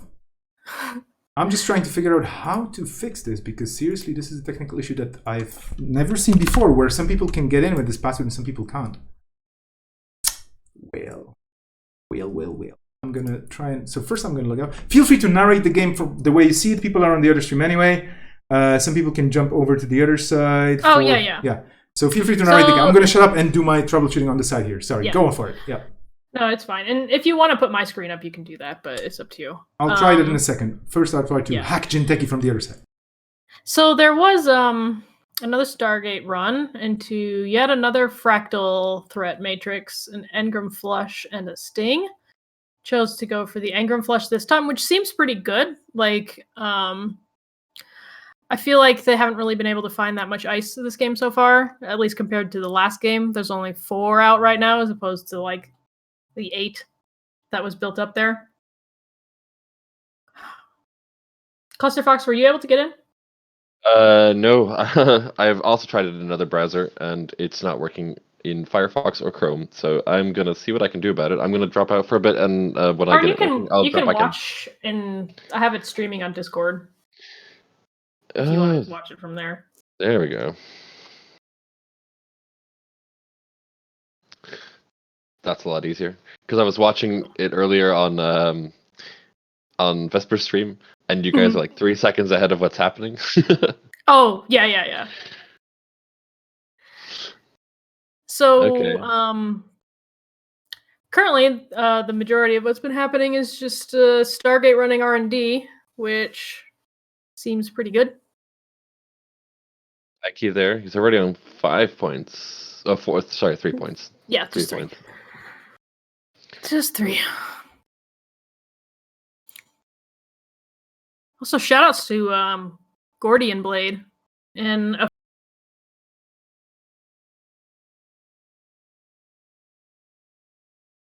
Blade still is amazing.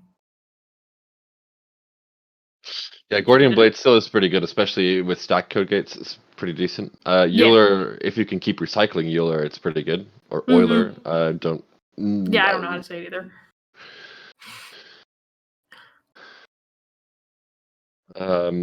Because for a few months I've been running a deck that has a very similar shell to this, but it was played out of kit, and you just try and keep recycling the Eulers. So with Cyber Trooper, so it's 4 strength, you break subroutines for 0, use phalanges. It can be pretty brutal.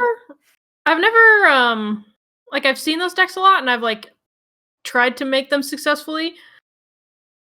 I don't know. I could never. I always feel like I'd get the thing going, and then they'd have 7 points by the turn I get it, and I'm like, what? I suppose it is, but fan sites and artist colonies help to get your engine up. Oh, definitely. But yeah, absolutely. If you can get used to it, it's pretty fun to play, and it sometimes you can do ridiculous things like they'll have an R&D with like stacked Fairchilds and Anansi's and stuff, and it costs you like 3 credits to break the entire thing. It's ridiculous. Mm-hmm. But yeah, so we've got a Sting Steel. And a naked install advance. That could be an avocado. I don't think he has anything else in his deck that can be advanced. That's kind of the thing. Yeah. It seems, I mean, Haley's got a buffer drive, but only 14 cards left. I don't know. It seems like seems like a little early to kind of try and push into Obokata, but I don't know. Hang on. Was that an install advance, or was that 2 advancements with shipment from Tenon? Let me see. That could be a distinction, because with shipment from Tenon, you could technically advance a snare or something. Yeah. But it could indeed be just like a signal of, okay, you don't have a lot of cards left. I'm just going to see if I can jam the set. If you steal it, fine. It is risky though, because then Heinz only has to find 1 more 3-pointer. It was an install advance. It was an Obokata. Oh, they just scored the Obokata. I'm like looking at the chat over here. Yeah. So 6 points means that, I mean, Haley has been running every turn, but now has to check every time something is installed in server 5. Yeah, we're at 6 points now. I mean, this looks pretty dire for Haley. Are we gonna have the three-peat of the PE deck on stream? I hope not.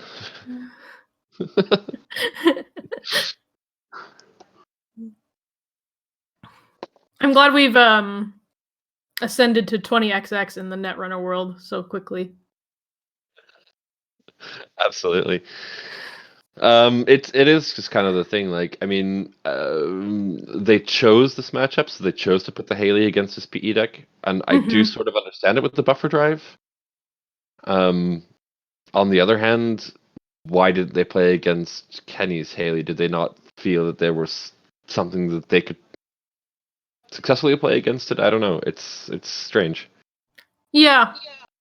I don't know.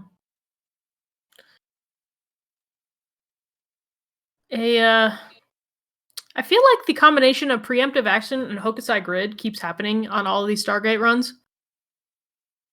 Like, even in the last game, too. Yeah, absolutely. It's a really tough choice to make. Like, you want to get the Hokusai because in the short term, it's way better for you. But then it just feels so bad to watch them play preemptive action and put back all the Hokusais that you just got rid of. So it's just like you have to get rid of it because you have to keep pressuring R&D like that. But yeah, absolutely, it's a tricky one. I mean, the buffer drive is cute. I don't think it's enough. Yeah, I have found that out myself, like especially now that feedback filter doesn't exist. Buffer drive is not a feedback filter. Absolutely. Oh, and Obokata access in HQ. I don't know about this one. Good steal. And he has 2 clicks to draw up. Yeah. I think I would do it. Yeah. I think I'd go for it. Yeah. And then just draw up. Yeah, there we go. Okay, so player 2 has a fighting chance now. He just has to find 1 more 3-pointer. Mm-hmm. It does also put a lot of pressure on the PE player, because it's like, he can do 2 damage, sure. Yeah, PE only has it's in a tight spot, and PE is looking a little low on money. But to be able to score something and res a piece of ice, and I mean, I have a feeling that ice on R&D has been there for a long time and hasn't been res, so I feel like I don't know what it could be, but thing is, if something gets installed Advanced in Server 5, Heinz would need 6 cards to steal it. And he has 10 cards left in total.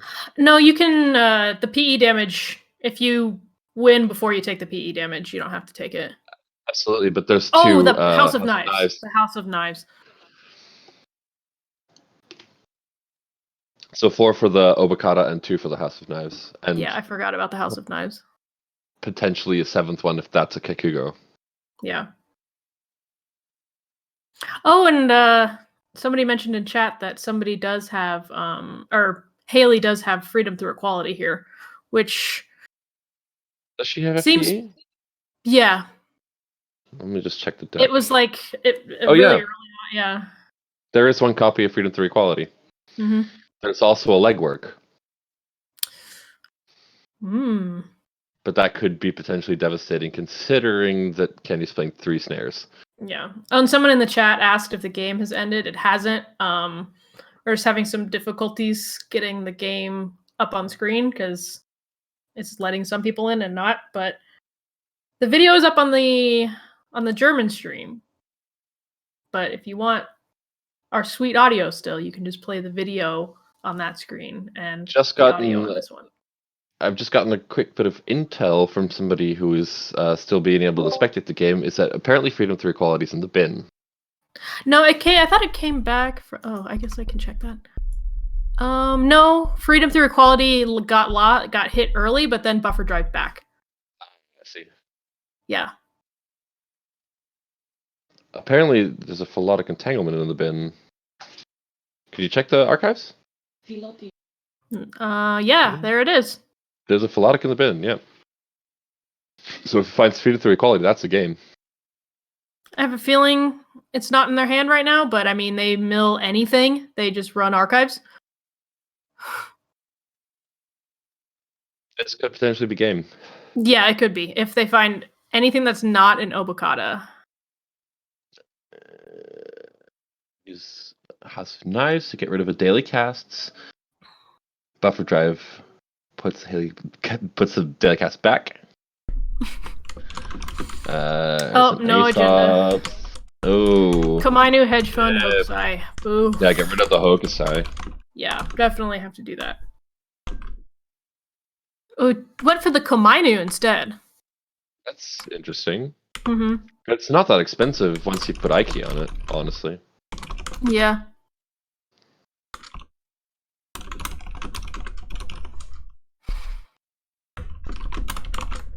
And a mystery third ice on R&D. This game is definitely swung quickly. And I mean, if I were Haley, I'd just draw for the FTE and run. There's 4 cards left in the stack, so if he doesn't have it, I mean... Yeah, it's because it's definitely not in the heap right now. The legwork is in the heap, but I do not see the Freedom Through Equality. Yeah, I remember it getting trashed early, but then saw it buffer drives back. It's possible he just hasn't noticed it. Like, yeah. I don't want to throw shade or anything. It's just... Oh, Preemptive just got the Philotic back into R&D.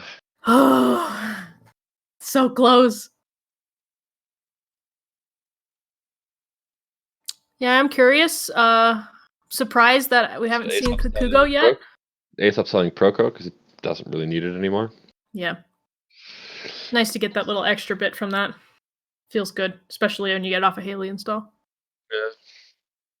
Well, at least we don't see continuous reinstalls of Proco because of Amani. That was also kind of...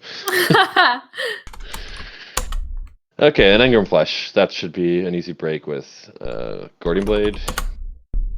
Oh yeah, that's fine. Kenny and then you're already boosted for the Aiki after. Exactly, and Gordian Blade's so good. Yep. Kenny now considering whether to use the House of Knives or not. So what you can do with the Gordian now is just break the 2. Oh, wait a minute. This is wait. The House of Knives interaction with never mind. That doesn't work out. I thought you could use during the encounter phase of the Engram Flush when you name the card, you could use House of Knives then to be able to That would be proc cute, that. but I But don't. okay. I don't Yeah, think there's a I just thought paintability for a window second. there. I'm like, wait a minute. I know. I'm like, wait, does this work? But no, it doesn't. That would have been cute. But So we see Stargate hits Kamaino, Kekugo, and Hokusai. I mean, I'd probably Hokusai. get rid of the Hokusai. Yeah.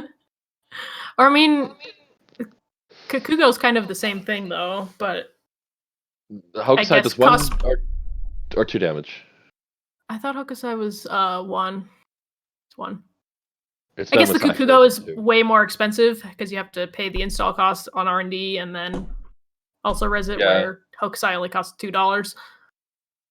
And Kenny's pretty low on money. I mean, 8 credits. Yeah. Ooh, the basic action card is coming out.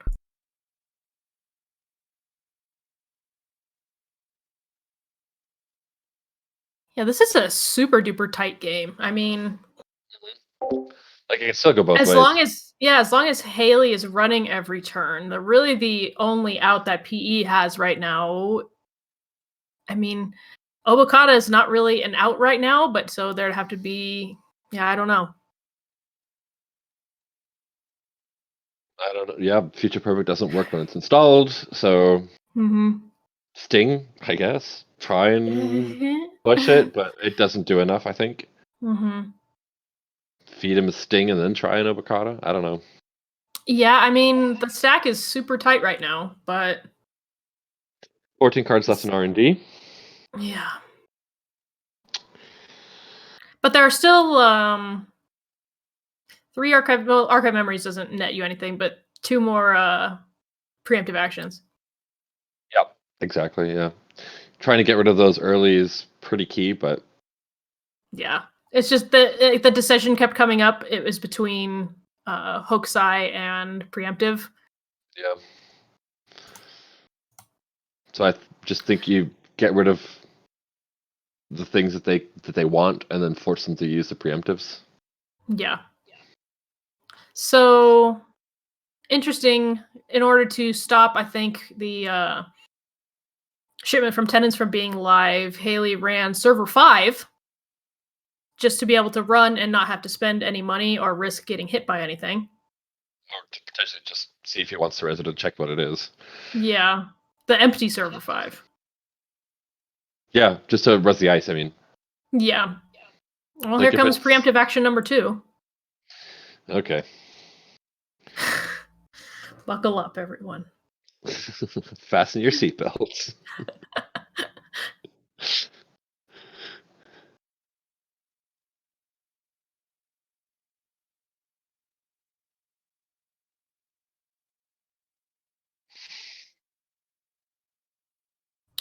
No, like the Haley is a bit more interactive to see play against this than the Geist was earlier. But still, it's kind of difficult to commentate on a PE game because it doesn't really do a lot.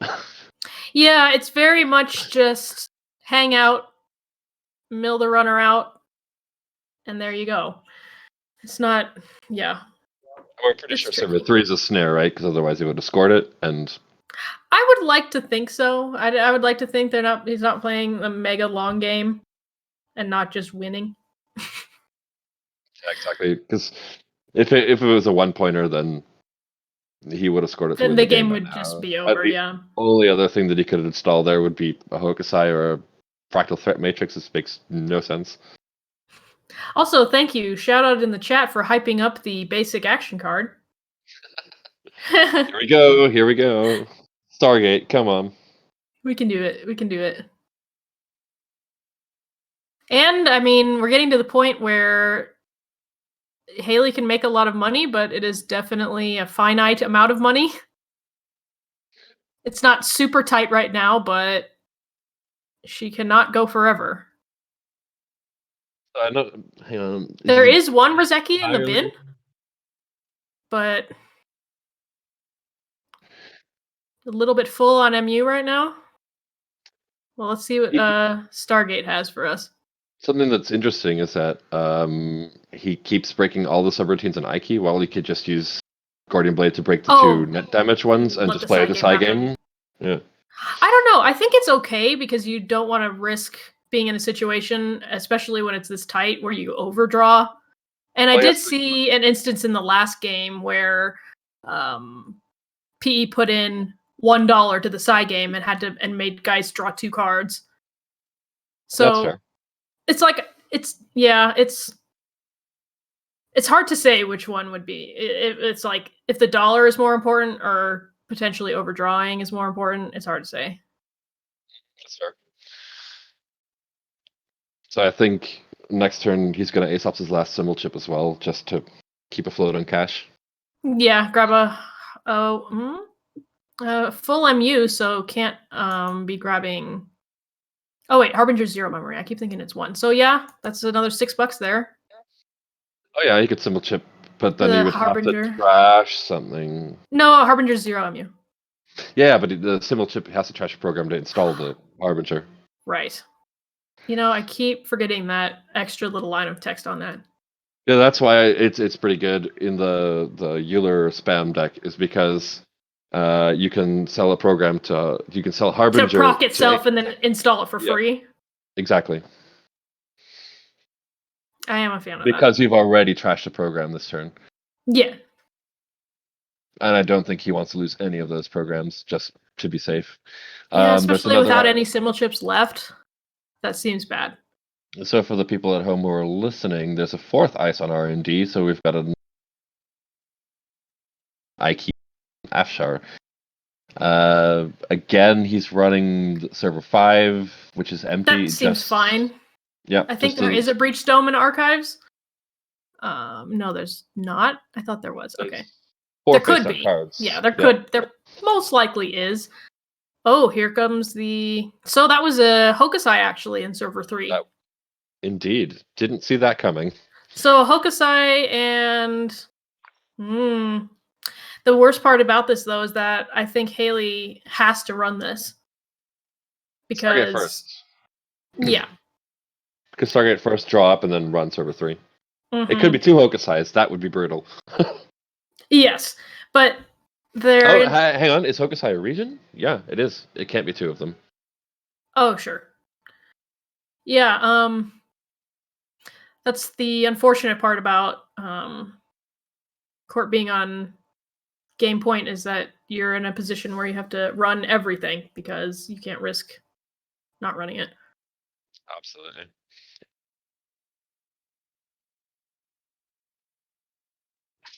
So Haley money is getting to the very end, and I don't think it's worth... I mean, are all the daily casts been played? No, but is it worth the daily cast? Like the last daily cast, is it worth installing it for the money or using it as health? The thing is, server 3 could be a Hokusai and a Fractal Threat Matrix. Yeah, that would also be... doesn't do actual damage, it just trashes from the stack. Which can also be buffer drived. I mean, but still, I think the line is try and Stargate through this, see if you hit an agenda, and then just draw up and hit server 3. Yeah, it just... I mean, if by some... I mean... Let me see what agendas are left in this deck. Hold on. So we have one sting, one oboe, one philotic, and one future perfect. Is there just 2 House of Knives? Oh no, there's 3. Another House of Knives as well. Yeah. Yeah. A lot of 1-pointers because one of everything. The thing is, if he goes for this remote play, if Heinzel steals it, he doesn't win the game. But if he doesn't check it and it's a 1-pointer, then Kenny wins it. Yeah. Yeah. Yeah, I mean, I think the odds with only 13 cards left in R&D of finding like any amount of points that isn't a 1-pointer seems... There's 2 3-pointers left. I mean, ooh. Yeah, I mean, there is the freedom through equality left too. So, running the calling the bluff. Calling the server 3 bluff. Bold. Yep. See what happens. I mean, nothing's happening, so I guess it was the right move. That was a bold bluff call. Yeah. I am not that brave. Whew. I'll tell you that.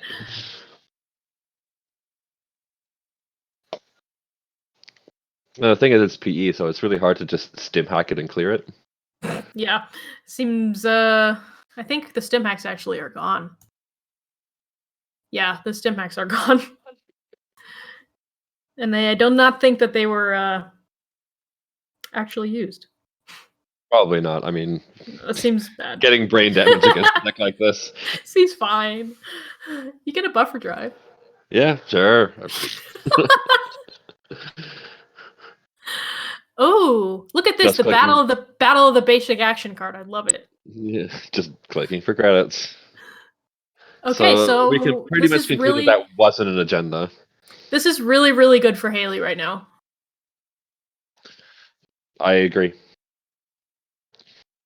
No, what are you doing? So checking server. That's Oh, an- hilarious! I mean, that's what this breaks for. How much is this? It breaks. Oh, okay. So, not quite a net in there, like a credit net in their favor, but at least it's not free anymore. But I kind of wonder what he's doing. Is he just waiting for agendas to flood up in HQ, or I think or is he waiting maybe for the target draws to pass? Probably that. Also, there's only 10 cards left in R&D, even though there is another preemptive. Yeah, I don't know. I like maybe Telling him to install Start- something. because an install. No, if it's, I mean, an install advance is not a problem for Haley. Unless it's a one pointer. Anything else on the agenda? So I mean, there's no NGOs or anything in the. I mean, an install advance on a one pointer into the clown car server. Yeah, that would be brutal. Could be pretty bad. Yeah, I think he has to Stargate now and just check. Yeah.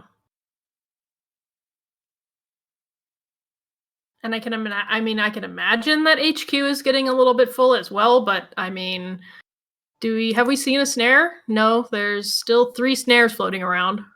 Yep. Are there 3? Let me check. Don't quote me on that. Don't at me. Yeah, there's 3 snares.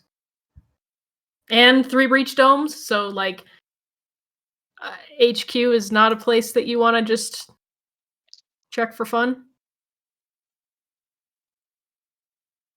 Oh, we're in the tank.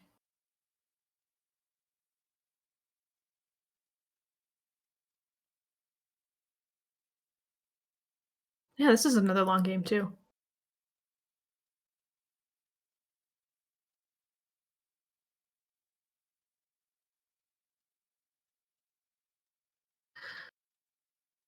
Hasn't frozen, has it?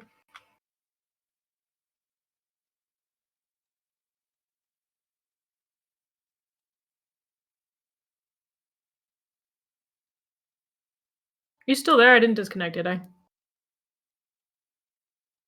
Hello? Okay. You were absolutely on stream. The audio is on stream. I'm trying to. In the meantime, I've been doing things in the background, trying to figure out what's going on exactly, and I have no idea. I wonder if we're I don't know. Well, maybe right now. No, I mean, not even about the game. I'm watching what you're streaming on Discord. But the thing is about the technical side of things. I'm like, okay, trying to get in with different accounts. You may have seen me popping in and out there with different usernames. Maybe, I don't know. But yeah, we'll see how this works out. You're doing an awesome job, by the way. So I'll just shut up again. I'll try to keep reconnecting somehow. And yeah, we'll keep going with this. I think on my game, the JNet game might be frozen because nothing has happened for a hot minute. Yeah, it's nothing as much as happening here. Like Okay. it's been on. He started his turn and we're just kind of hanging out. Yeah, this is kind of bad from a technical side. Because Oh, it shouldn't okay. be Nope, happening. it's fine. The game is not frozen. It's just in the Ah, tank. he's just thinking. Okay, so okay, Just deep in the tank. okay. I'm muting, and you can get back to it. Okay. Thank you so much. Yeah. Yeah, just deep in the tank right now. Absolutely. I mean, that's valid. He has limited options. Like there's only a couple of turns left, so it's a Like this is the critical point of the whole game, pretty much. it is like I'm- balancing the odds, right? It's Yeah. Yeah, I mean, there's a solid amount of agendas left. There can only be so much room in HQ to hold scary things and agendas. There are a lot of face downs and archives. I mean, who knows if there's one pointers in there? yeah, basically half the agenda points are still left. So Yeah, and there's only 11 cards left in R&D. Yeah, currently there are no snares in archives. And currently no face up breach domes, but there are 4 face downs. the breach domes, if it's the winning agenda, they don't matter. I don't think. No, because you pick your order, yeah. Server 3 is a server of death, though. Right now, I do kind of think. I mean, I feeling it's a snare and a hokusai. I mean, it has to be. I don't know what else. it could be a fractal threat matrix. I mean, Oh, true. Forgot about that. which is an interesting card. I've very rarely seen it being played in the wild, but it does work in this deck, I suppose. Mm-hmm. Oh, I think I assumed that Fractal Threat Matrix was gone because in my I look at it and I for some reason think it's a terminal directive card and I have no idea why. It's like similar time period. It looks like it's Red Sands. So it kind of fits there's a lot of weird meat damage cards in terminal directive. Yeah, indeed. Yeah, it was in Crimson Dust. Yeah. It was a card that did see a bit of play in what was that alternative format? Cash Refresh. Cash Refresh? Yeah. Yeah. Just attrition decks. But yeah, I whatever is in server 3, I think it's nasty. So yeah, it's not running on that would be a last ditch effort. Yeah, oh, here we go. There we go. So he needs a 3-pointer or FTE and the Philotic. Yeah. I mean, let me see. Very possible to. Okay, I mean that's fine. He has the money for it. It's fine. Ika doesn't mind that. Once the icon's on it, it's actually pretty cheap to break it. Yeah. The 2 credits to move it is kind of annoying, but I mean, for a 0 install cost, it doesn't really feel. It's like it's annoying if you have to keep moving it, but in this instance, you definitely don't. I'm a big fan of Ika. Yep, same. Largely I prefer it over Nanotech. It's super meta dependent whether or not you're running Nanotech or Ika. Yeah, if it's huge towers of ice, then Nanotech is if you got like better. Surveyors and Anansis and all that, but if you're just seeing splashes of sentries like Kikugo, etc. All right, through the Afshar. Here we go. Rolling bones. Let's see it.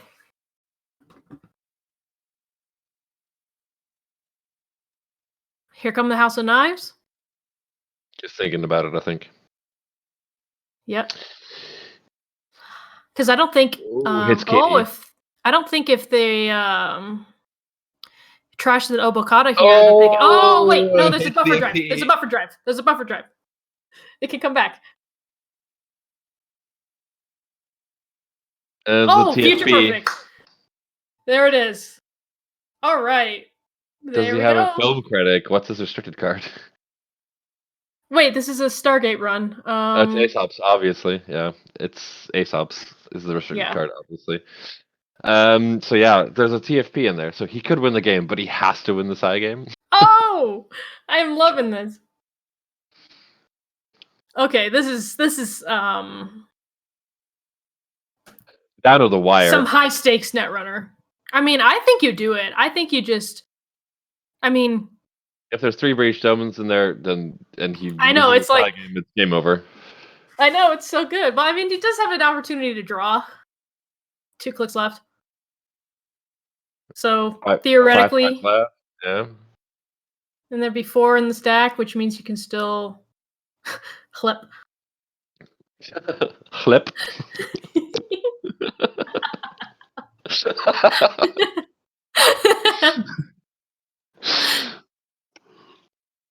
Oh, and people asking about the TFP and the Breach Dome. Yeah, when you access cards in archives, you get to pick your order. You flip them all face up, and then you decide what you want in what order. And you have to access everything. Want to buy archives interface? Ooh. Is that even still legal? I think so. Huh.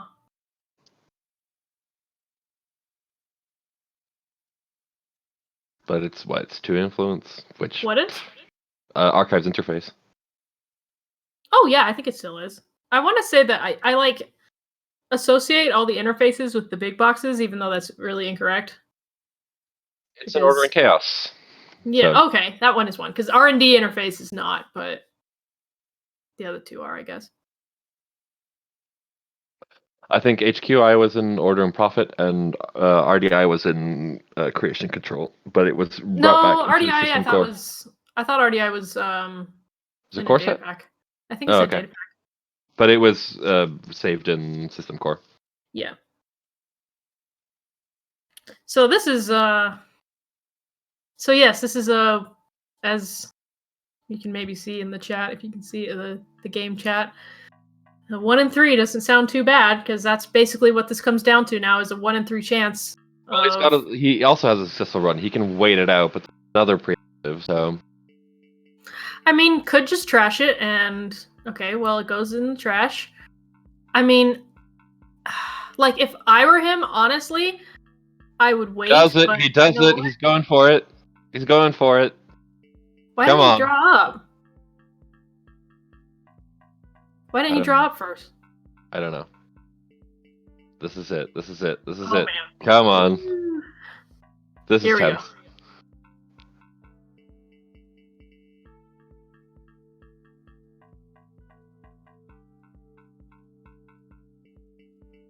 If there's 3 breach domes in there, it's game over. Come on.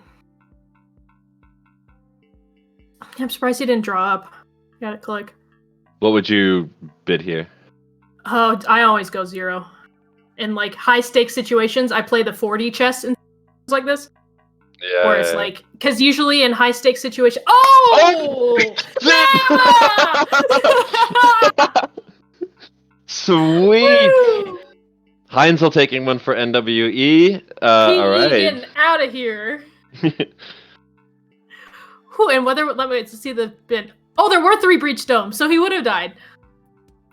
Oh my god. Oh Wow. my god. That was clutch. That was sweet.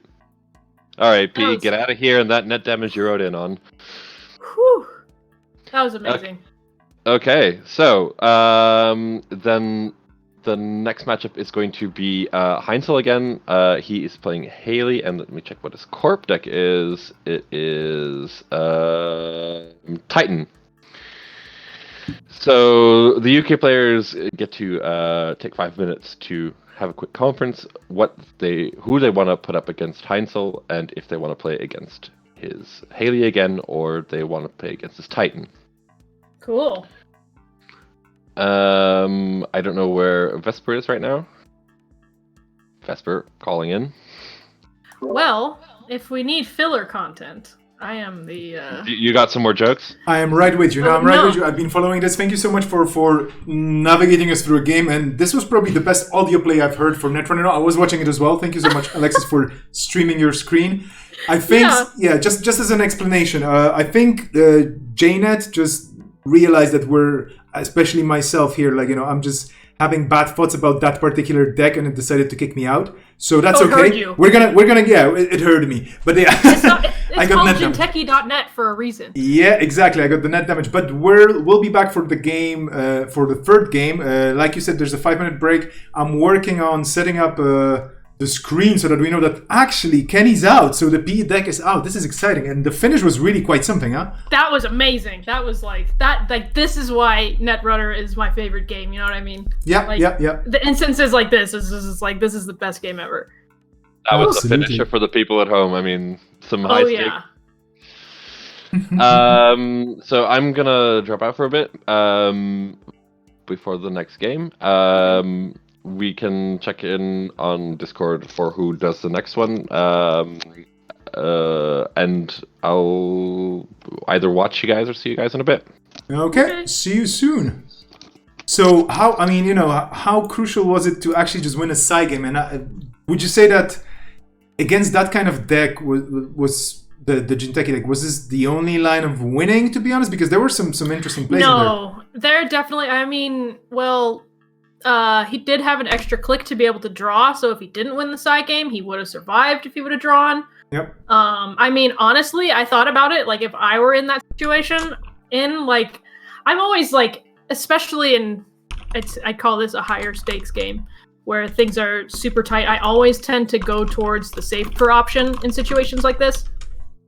In my opinion, like a safer option would have been leaving the Future Perfect. Yep. In archives, because you know what's coming on R&D, and if they haven't scored out something from their hand yet, then you at least have another turn to be able to do it. So there's definitely the play of leaving the Future Perfect in archives, waiting the next turn, and stargating again. But at that point, Haley was super low on money and only had, at the end of that last Stargate run, 5 credits, which I don't think is enough to be able to get through R&D. Yeah. So it's hard to say. I mean, at that point, you can start selling. I mean, no, you can't sell any of these things. Yeah, I don't know. It was hard to say, but the bold choice worked in Haley's favor, which was awesome. It was a very interesting game to observe, and now we already have information about the third one, which is gonna be Heinzel running again Haley and Peter on NBN, unless I'm mistaken. I'm just checking with Peter with Corp. So that's going to be Motion Blur, by the way, if we're not mistaken. Yeah, it's an interesting choice by Team UK to just go by their first name, which is kind of cute.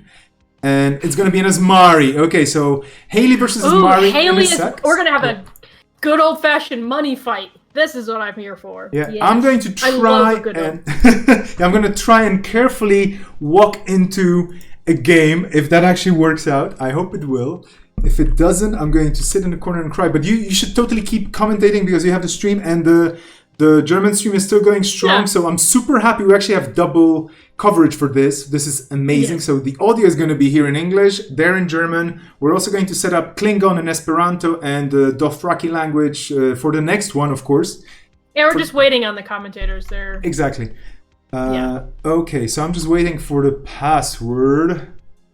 Unless it's going to change. I don't know. Like it was a really weird situation on the technical side of things. Just for everybody joining in right now, like what's going on?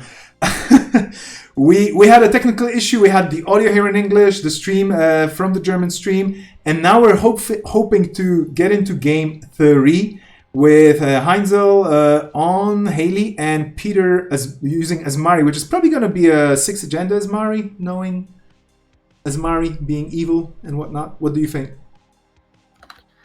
Sorry, hold on. I was reading something. Can you say that again? Oh yeah, no worries. I mean, do you think it's a 6 agenda Asmari? I know we have the deck list, but would you play any other Asmari? Okay. So yes, I haven't seen the list yet, so I'm just gonna go in blind, and I haven't really seen like any like super successful Asmaris that aren't 6-point Asmari. So like a part of me is hoping that it might be something new that I haven't seen before, because 6-point Asmari kind of, I mean, it can be a little samey. It's like, it's exciting, but yeah, it's, I don't know. I mean, if I were to put a tier ranking though of interesting corp decks, I would put it above the PE list in this situation. Yep. But Yeah, I don't know. I will. My money is on 6 point, purely because I'm trying to think of other popular Asmari builds right now. But yeah. Okay, I managed to get in. Hooray, hooray. For now, everything is okay. Fingers crossed. And yeah, Yes, I have made it in as well. Great. I have checked the list out, and this is indeed the Frosty Asmari. That's the official name of the build. It was second at BCom this year, which was quite something to watch. And Longy had a tough time playing against Peter there. So, yeah, I mean, we'll see what Heinzel does here with the Haley. And we're back in the game, and I'm really hoping quietly that this is all gonna go fine. Yes. One hopes. Okay, so here we go. We're back. Oof. This is like live television and things are on fire. But anyway. Right? For those who have never played against an Asmari like this, what you're trying to do is you're trying to tax the runner out because you have annoying things like Gold Farmer. You have a slot machine just to, mess with their setup. You have a Bellona, which costs them a lot of money to steal. You have an Echo Chamber to finish the game off with 7 points if you manage. And you only have 6 agendas, which makes it really hard for the runner to find those agendas in your deck, even though it's a smaller deck. It's only 44 cards. And also, this build is running Scarcity of Resources, which is a current which is hated by many and loved by few, I think. Oh man, and you know what the worst feeling in the world is when you're playing Pawn Shop Haley, you're having a great time. You're like, I got my Stargate, I got my Freedom Through Equality. They play Scarcity of Resources, and you have to use your Freedom Through Equality to clear the Scarcity of Resources. That is so sad. It feels terrible. Yeah, and I was going to say, what's the worst feeling in the world? And I was like, when you realize it's not a sequel. But no, that's a previous joke that we can get back to. We can get back to later. I'm really going to use this joke later on for my friends. And it's solid. Great. Yeah. Hello. Hey, how are you? Now much better that everything is back on track. Well, hopefully. I mean, this is running really fast. We already have a Scarcity of Resources on the table, so that's painful. And the corp is not slowing down. Okay. And it's also great for Asmari here, because I feel like when you're playing Asmari against a regular Pawn Shop Haley deck, it's really easy to predict the card type that they're going to play in their turn, typically. Yep. Hopefully, well, I mean, maybe a resource, maybe hardware, maybe an event. No, actually, events are few and far between here, yeah. Also, this early install advance is definitely something that is going to be rough for Haley, because when you're only going to get, this deck is this Artist Colony one? Yeah. Yep. It really sucks to miss one of your 2 chances to get your Artist Colonies scored. Yeah, it's going to be rough. Especially because, with Asmari on 11 credits, it's not that much, but 3 ice is probably more than 1 type of ice installed, so if it's an agenda, that's really, really good for Asmari. Oh, well, fan site. Okay, so if it is an agenda, at least you'll get 1. Yep, there it is. That was crucial and was totally worth the credits, but that Scarcity should be leaving the table somehow soon, and I don't think this is gonna happen anytime soon, because there is a single current in that Haley deck, which is the Freedom Through Equality. Mm-hmm. But that's about it. So unless you score an agenda, yeah. For what it's worth, 1 of the 2 critical resources have been installed, but looking at your daily cast in your hand and seeing the Scarcity of Resources on the board is a real feel. Yeah. It's a real pain in the ass. Just... Oh, but choosing to go for the Stargate, so is there... no SMC in the bin, but there is a symbol chip and did Haley already proc this turn? No. So that's fine. That gold farmer is gonna So be going big with the annoying. early game Stargate to try and pull the game back in their favor. So Bologna, IP block, and border control going for the Bologna. That seems good. I mean, do you... Oof. Would The you credit differential, yeah. especially looking at the Bologna right now, is...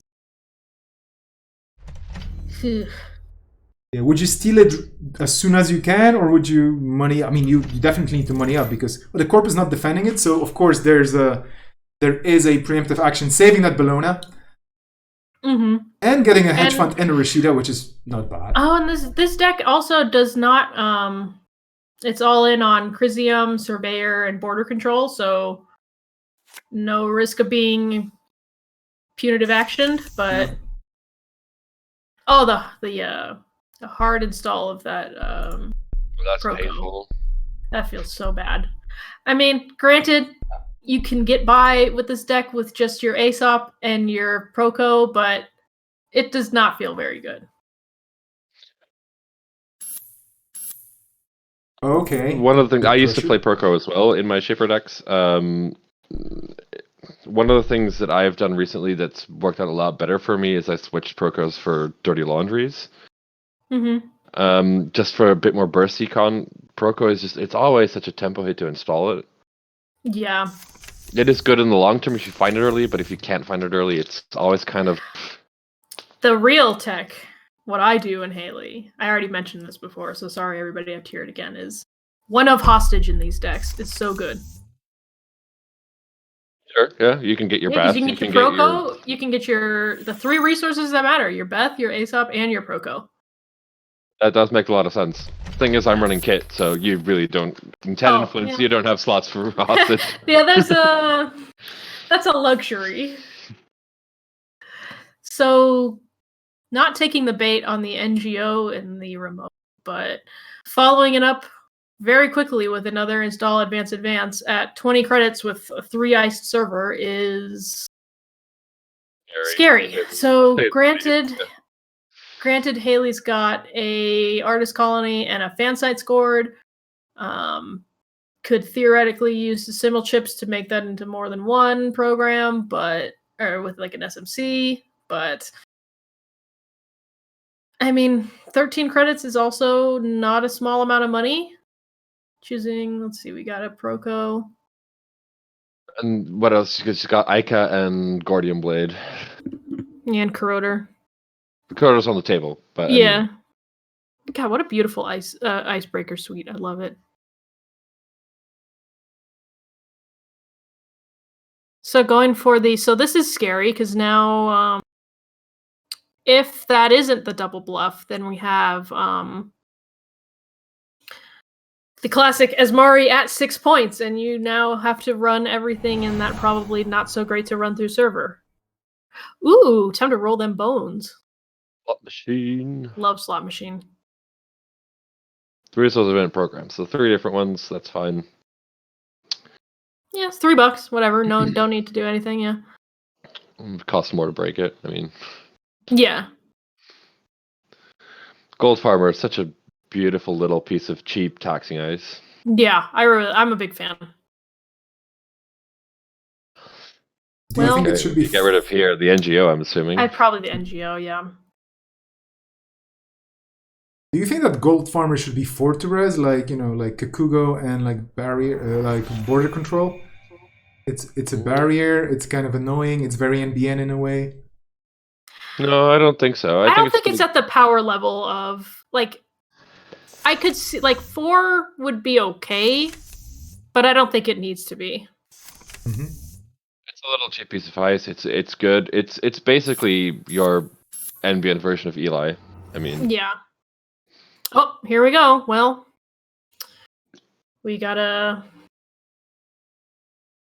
Asmari on their 6 points. And everything could be an echo chamber now. Yep. I'm not I don't want to be like really negative or anything. I'm just like not really impressed with the UK's deck choices up to this point. They're all kind of uninteresting. I mean, like, I understand. I mean, honestly, I do agree with you. Like, I mean, I don't know. Asmari, I don't think is like I like it. Just I mean, I don't dislike it necessarily, but I mean, it is kind of, you know what you're getting as soon as you start playing the game. No matter, you know what I mean. Like, there's not a lot of variance that happens in it. You know, like. You can do a lot of things with Asmari. It's not Asmari per se. Yeah, I it's think the 6 point. Yeah. it's the scarcity that kind of bugs me. It just Yeah. kind of puts you in a lock that you can't really do much. Yeah, throwback to Worlds 2017, Yeah.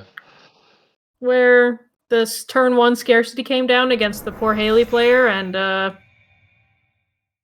yeah, scarcity is the worst. Also, seeing nothing off of the legwork feels really bad too, but at the same time, it's like... We're talking about Wilfie versus Gregory Tong, right? Yeah, the CI versus Haley. Yeah. That was like there were interesting games to watch, especially the Haley having Heartbeat in the deck was really interesting. Mm-hmm. Just to be able to stop the It was show cool. force. What was it? The show force rewiring combo. Yeah. Oh, what a time to be alive. Also, that's a remote, and yeah, that looks unbreakable. At the situation where, I mean, a stim hack would be able to do it, but if it's the bait, it can just come, the echo chamber can just be jammed next turn. And even if it is the echo chamber, you can just score out of that server. Yeah, absolutely. It's not good. That looks pretty impenetrable. Like, I've been vocal about this before. I don't think Scarcity of Resources is a well-designed card. No, it's horrible. It's absolutely horrible. If it had said, like, the first resource per turn, for example, maybe it would have been okay. But I have to say that the flavor text, just the flavor text on Scarcity of Resources does mention a massacre. So, you know, it's like, it's a nasty card in many ways. And when we see it go, I think many people will be a bit happier. Yes, like I said already, I think I already mentioned, there are very few cards that in Netrunner that I can point at and say I actively hate this. But Scarcity of Resources is definitely in at least the top 5, if not like the top 3 of cards that I just like cannot stand. Just to point back at the third Iberian Lockdown Jinteki tournament that was played last weekend was also really interesting because one of the things or how would I put it? One of the things that restricted your deck building options was there were no currents allowed. And that made for very, very interesting decks. It was actually won by a Saraswati deck. Ooh, I'm into that. Yeah, the thing with the Saraswati is probably going to change a bit. I've started getting the first input from the top 4 players for the third lockdown. For the fourth lockdown, we'll see what happens. But yeah, it's going to be quite interesting to see the meta for the fourth one. And here we go, Stim Hack. So, Stim Hack on R&D. There's no other multi-access, so this is for a single access just to clear out whatever they just put on R&D. I'm assuming that's going to be a Chrysium grid. Does he have Chrysium grid? Yeah, it's a Chrysium, yeah. It's all in on Chrysium, Border Control, and Surveyor. So it's Ika in a Surveyor meta is so sad. I mean, it's like, okay. Once it's on there, it's fine. It's palatable to break the Surveyor once it's on there. Yeah. Yeah, that's a problem. Just clear out the Chrysium grid and then Stargate and hope that whatever is in server 1 isn't an agenda that's like a Rashida or something. Yeah. I mean, that would be... I mean, I'm trying to think of like the odds of it. Oh! Nice. Getting a Bologna is okay. Losing the Freedom Through Equality, though, is really bad. That's very unfortunate. Like, really bad. Yeah. He has the 2 artist colonies. Like, there you go. It's the Echo Chamber. All right. Well, this is a nice change of pace as opposed to the other ones. Yeah, that's true. So that was a so- painful game, right? I mean, it was very hard for a Haley player, but I think Heinzel did what he could given the circumstances, right? Yes, like I don't think a stim hack in that remote would have made it, and it was a reasonable bet that it could be a bluff in there.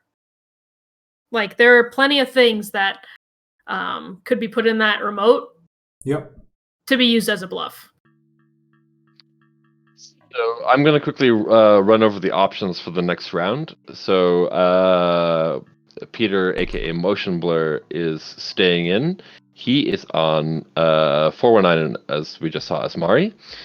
So if NWE chooses to run against the Asmari, the two challengers we have left is Percomus on Valencia or Asger on 419.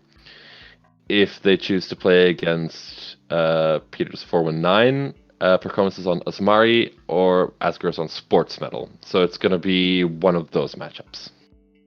Sweet. So yeah, we're waiting. We have a 5-minute break now, just to see what the team is going to decide on. Do you think they're gonna try and go against the criminal that Peter's playing, or what's your guess? Oh, me? Ooh. Well, either of you. Yeah, I'm trying to think. I'm like, I don't know. I have no idea. I don't know. I think Asmari against 419 might be a good call. Like if they slot in Percomus on Asmari against Motion Blur's 419, that could work. But Valencia against 419, I don't think is a very good matchup, honestly. Maybe we're gonna see the clash of the Titans here, or sorry, not the Titans, the captains. That's what I'm saying. But yeah, Valencia versus Mari, I'm not so sure. Yeah, I mean, so both Percomus and Peter are the team captains. We shall see what the New World Erders decide. And yeah, Team UK pretty comfortably in the lead here with just losing one member so far.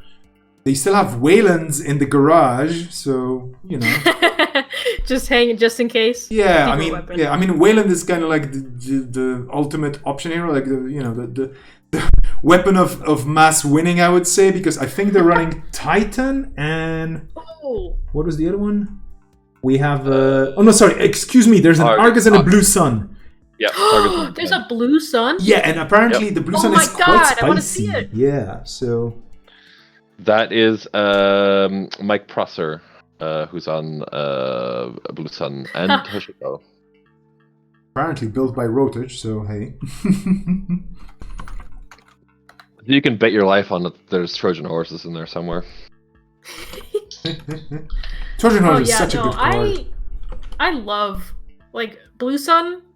Probably I've had favorite identities, favorite identities come and go, but Blue Sun has consistently been just one of my favorite identities, and granted it's never been incredible. It's had moments where it's been pretty good, but it was pretty good, but yeah, it turns out mid-seasons is great, but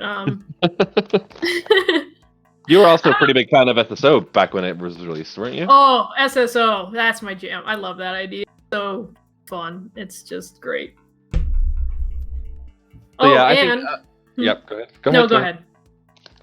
No, go ahead. No, I'm going to talk about something unrelated. I was just going to drop in. Do we know what the pairing is? Because I'm working on the graphics here, but if we don't, that's okay.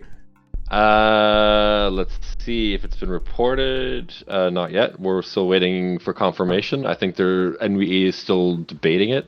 I was just going to say another possible matchup that they could do is the 419. No, go on. Is Asker playing his 419 against the Asmari. It's a pretty standard 419. The Valencia that Percomus is playing, because deck lists are open information for all the players, I can report that the Valencia deck is an APOC deck. So potentially that might be, if he wants to gamble for it, could be something they could do. Try and APOC the Asmari deck to keep the ice down. It yeah, the thing is, both of those decks, the Asker's 419 and Valencia and Percomus' Valencia deck, they do run quite a bit of resources. So I don't know. Yeah, it's. I am glad I'm not the one who has to make these decisions. On a totally unrelated note, I'm just going to very quickly mention that this weekend, I mean, among many different events happening online and whatnot, there's an Aldershot GNK, so it's going to be online. Please show up. It's on Always Be Running. Swifty, the People's Champion, is totally inviting everybody interested in playing. It's going to be the biggest local Aldershot GNK ever. I hear there's going to be amazing entertainment. I have no idea what it's going to be exactly. I'm not going to spoil anything because I don't want to over-promise and under-deliver because I might be playing there as well. So maybe I'm going to ask Alexis later on after the stream for some extra jokes maybe. I don't know. And then, I'm going to be the star of the day. Really, that seagull thing? Come on, so good. It's good, yeah. I mean it. I'm not being sarcastic or ironic. It's really good. That's the thing. Okay, we get a quick line that they're still deciding. Sorry, yeah, go on. No, that was the wholesome content we're all here for. I mean. Oh wait, and before we transition, I'm gonna do 2 quick plugs really quick because sure, go for it. If you are a person who likes to play wacky Netrunner, we have 2 super duper wacky online tournaments coming up. Well, not we as in, but 2 super wacky tournaments are being held in the next 2 weeks. So this weekend, I believe on Sunday, they're organized. Sanjay is organizing the Big Deck tournament. The Big Deck format is you basically have to build the biggest legal deck that you possibly can in the ID. So, and also using restricted cards. So that means your restricted card is either GFI or Obokata. But so I've never seen this format. I've heard it's wacky and wild. But if you want to get also weird. Not this weekend, but the weekend after, on the 9th. I am running a format called Identity Crisis online tournament. And the rules of Identity Crisis are simple. You take any legal deck and you swap the ID with any other standard legal ID on the same side. Weird things happen. It's a great time. We've run this tournament locally several times, so it's going to be our first time doing it online. But yeah, both of these are online, open to whoever, and they're going to be crazy. It's going to be awesome. That's awesome. We have a confirmation in the meantime. Thank you so much. I mean, I think both. Wait. Oh, wait. Okay, no, we don't have a confirmation. I was just going to say the Big Deck tournament is probably going to be the best way to break JNet completely, because there's going to be like how many cards per deck? Hundreds, right? As many as you can fit, I think. So I'm going to stay away from the internet on that day in general, just to make sure that I don't melt. And I'm actually hoping to play an Identity Crisis, so I'm already working on some ideas, but I'm not going to spoil anything. It's a super cool idea. I love the idea of just messing around with, I have this deck for that, but it's actually going to play with this. Like, what? But imagine if you could play that in a different identity in a faction. Turns out being able to play 40 card Sunny is really good. Yep. Yeah, there's a lot of really crazy things you can do with. We used to call it Harlequin tournament. That you would take an ID and just change its color. Mm-hmm. Ooh. So, for example, you would have like Anarch Gabe. Mm-hmm. Yeah, you could play Titan as an NBN ID, for example. Ooh. Oh yeah. Unfortunately, for everybody listening and getting really Mega Beals. Sorry. Oh, can I hear? Oh, we can hear now. May I chip in for a bit? Sorry. Yeah, go on. So, jump in. Hi. Sorry to announce that we'll be stopping for tonight. It's 11th night in one part of the Europe, and they have decided that they will continue the games at another moment. Ooh, so this is spicy now. I mean, I can totally understand. The suspense is killing me. Yeah, the thing is, we killing everyone. It's not killing the game though. So game 4 is basically undecided just yet. We have no idea who's going to be facing whom. Yes, we do know that Asger will enter with his, Okay. but not tonight. Okay. They're still deciding when this will continue, and I will spam the info as soon as I get it. Thank you so much for streaming, and I disconnect now. Bye. Thank you so much for Bye. organizing. So I'm just pulling up the screen. Mar. Wait, sorry. One go on. second. Yeah. When is Barcelona Store Championships? Ooh. The 10th of May. All right, so let's plug that as well. The 10th of May, Barcelona Store Championships are going to be hosted also online via Jinteki on the 10th of May. You can find all the info on Always Be Running. So while we're plugging events, I just wanted to mention that one as well. Yeah, definitely worth if you can make it, because I think it's gonna be in a time frame that's kind of favoring the locals in a way, or at least the European time zones, or like the similar time zones in this area. Although who knows? I mean, Mars organizing, so it's gonna be great for sure. I have no idea about the timing. Check it over there on Always Be Running. For sure, and it's gonna be fun. I think we're gonna be playing standard decks, so But I have no idea. I cannot give you any scoops about MWL, but there will be changes. So that's what I can. Yeah, no, there will be some major changes. Really? Between Yes. between now and then? Oh my god. Oh, I don't know. I don't know exactly when the MWL is gonna hit the table, like officially, but I think so. I can give you a scoop. There will be a hefty amount of updates from the side of Nisei when it comes to organized play, the way things are going to happen for the card pool and so on and so forth pretty soon, because I've seen a lot of work happening in that direction. But I will not give you the details because A, I'm not sure they're final. And B, there are people who know much better than me what's going on and why, and I would be just, this city person telling you things. But within the next 2 weeks, I'm pretty sure there will be some major news. So that's about it. These are the scoops, and in the meantime, I'm just going to recap the night a bit. So we had game 1, in which Kenny totally took out Pinzel's Geist with his evil Jinteki PE, and then got beaten by Heinzel's amazingly last-ditch effort with the Haley doing Shaper stuff and a bit of magic and side game to win on points against that evil PE that we were kind of glad to see going. And then we had Heinzel's Haley unfortunately scored out in a super turbo tempo mode by Peter's Asmari, 6-point Asmari. And yeah, now for game 4, we will have to wait for the announcement, the official announcement, but we're going to have Asger on his... No, this is going to be the 419, right? Oh, no, it's Sports Metal. Okay. Oh, okay. So for that, I'm going to prepare my best metal voice. And when we are back with that stream, next time we are online for this, hopefully without any technical difficulties, we're going to totally have like a guitar riff or something, or people shouting, and it's going to be Sports Metal versus... which criminal is it again? 419. 419. Oh, that's going to be interesting, though. Yeah. And yeah, we're still not shutting the stream because maybe you have some other announcements to make or anything else to talk about. I would just say let's have another like 5 minutes at least of chit chat, because you're lovely people and I'm super happy that you're here.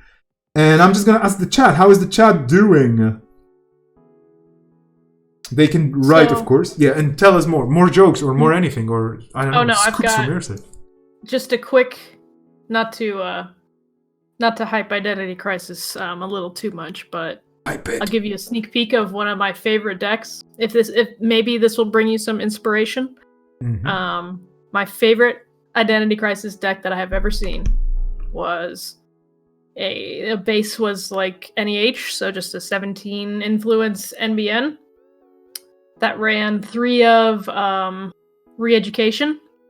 Okay. Nice. Turns out when you put that into PE, you score a Re-Education and they die.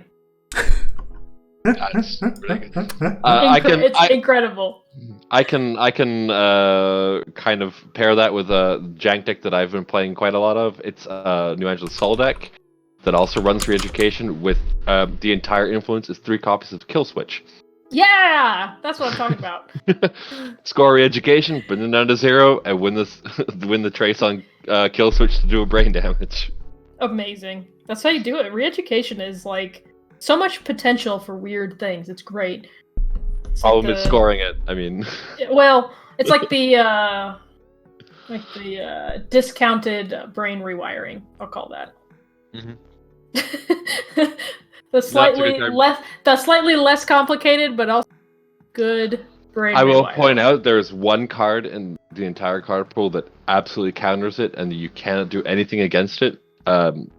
The brain rewiring combo or the re-education combo, and that is Respiricides.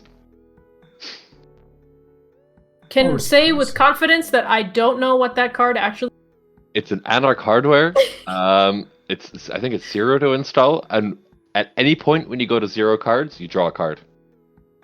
Oh well.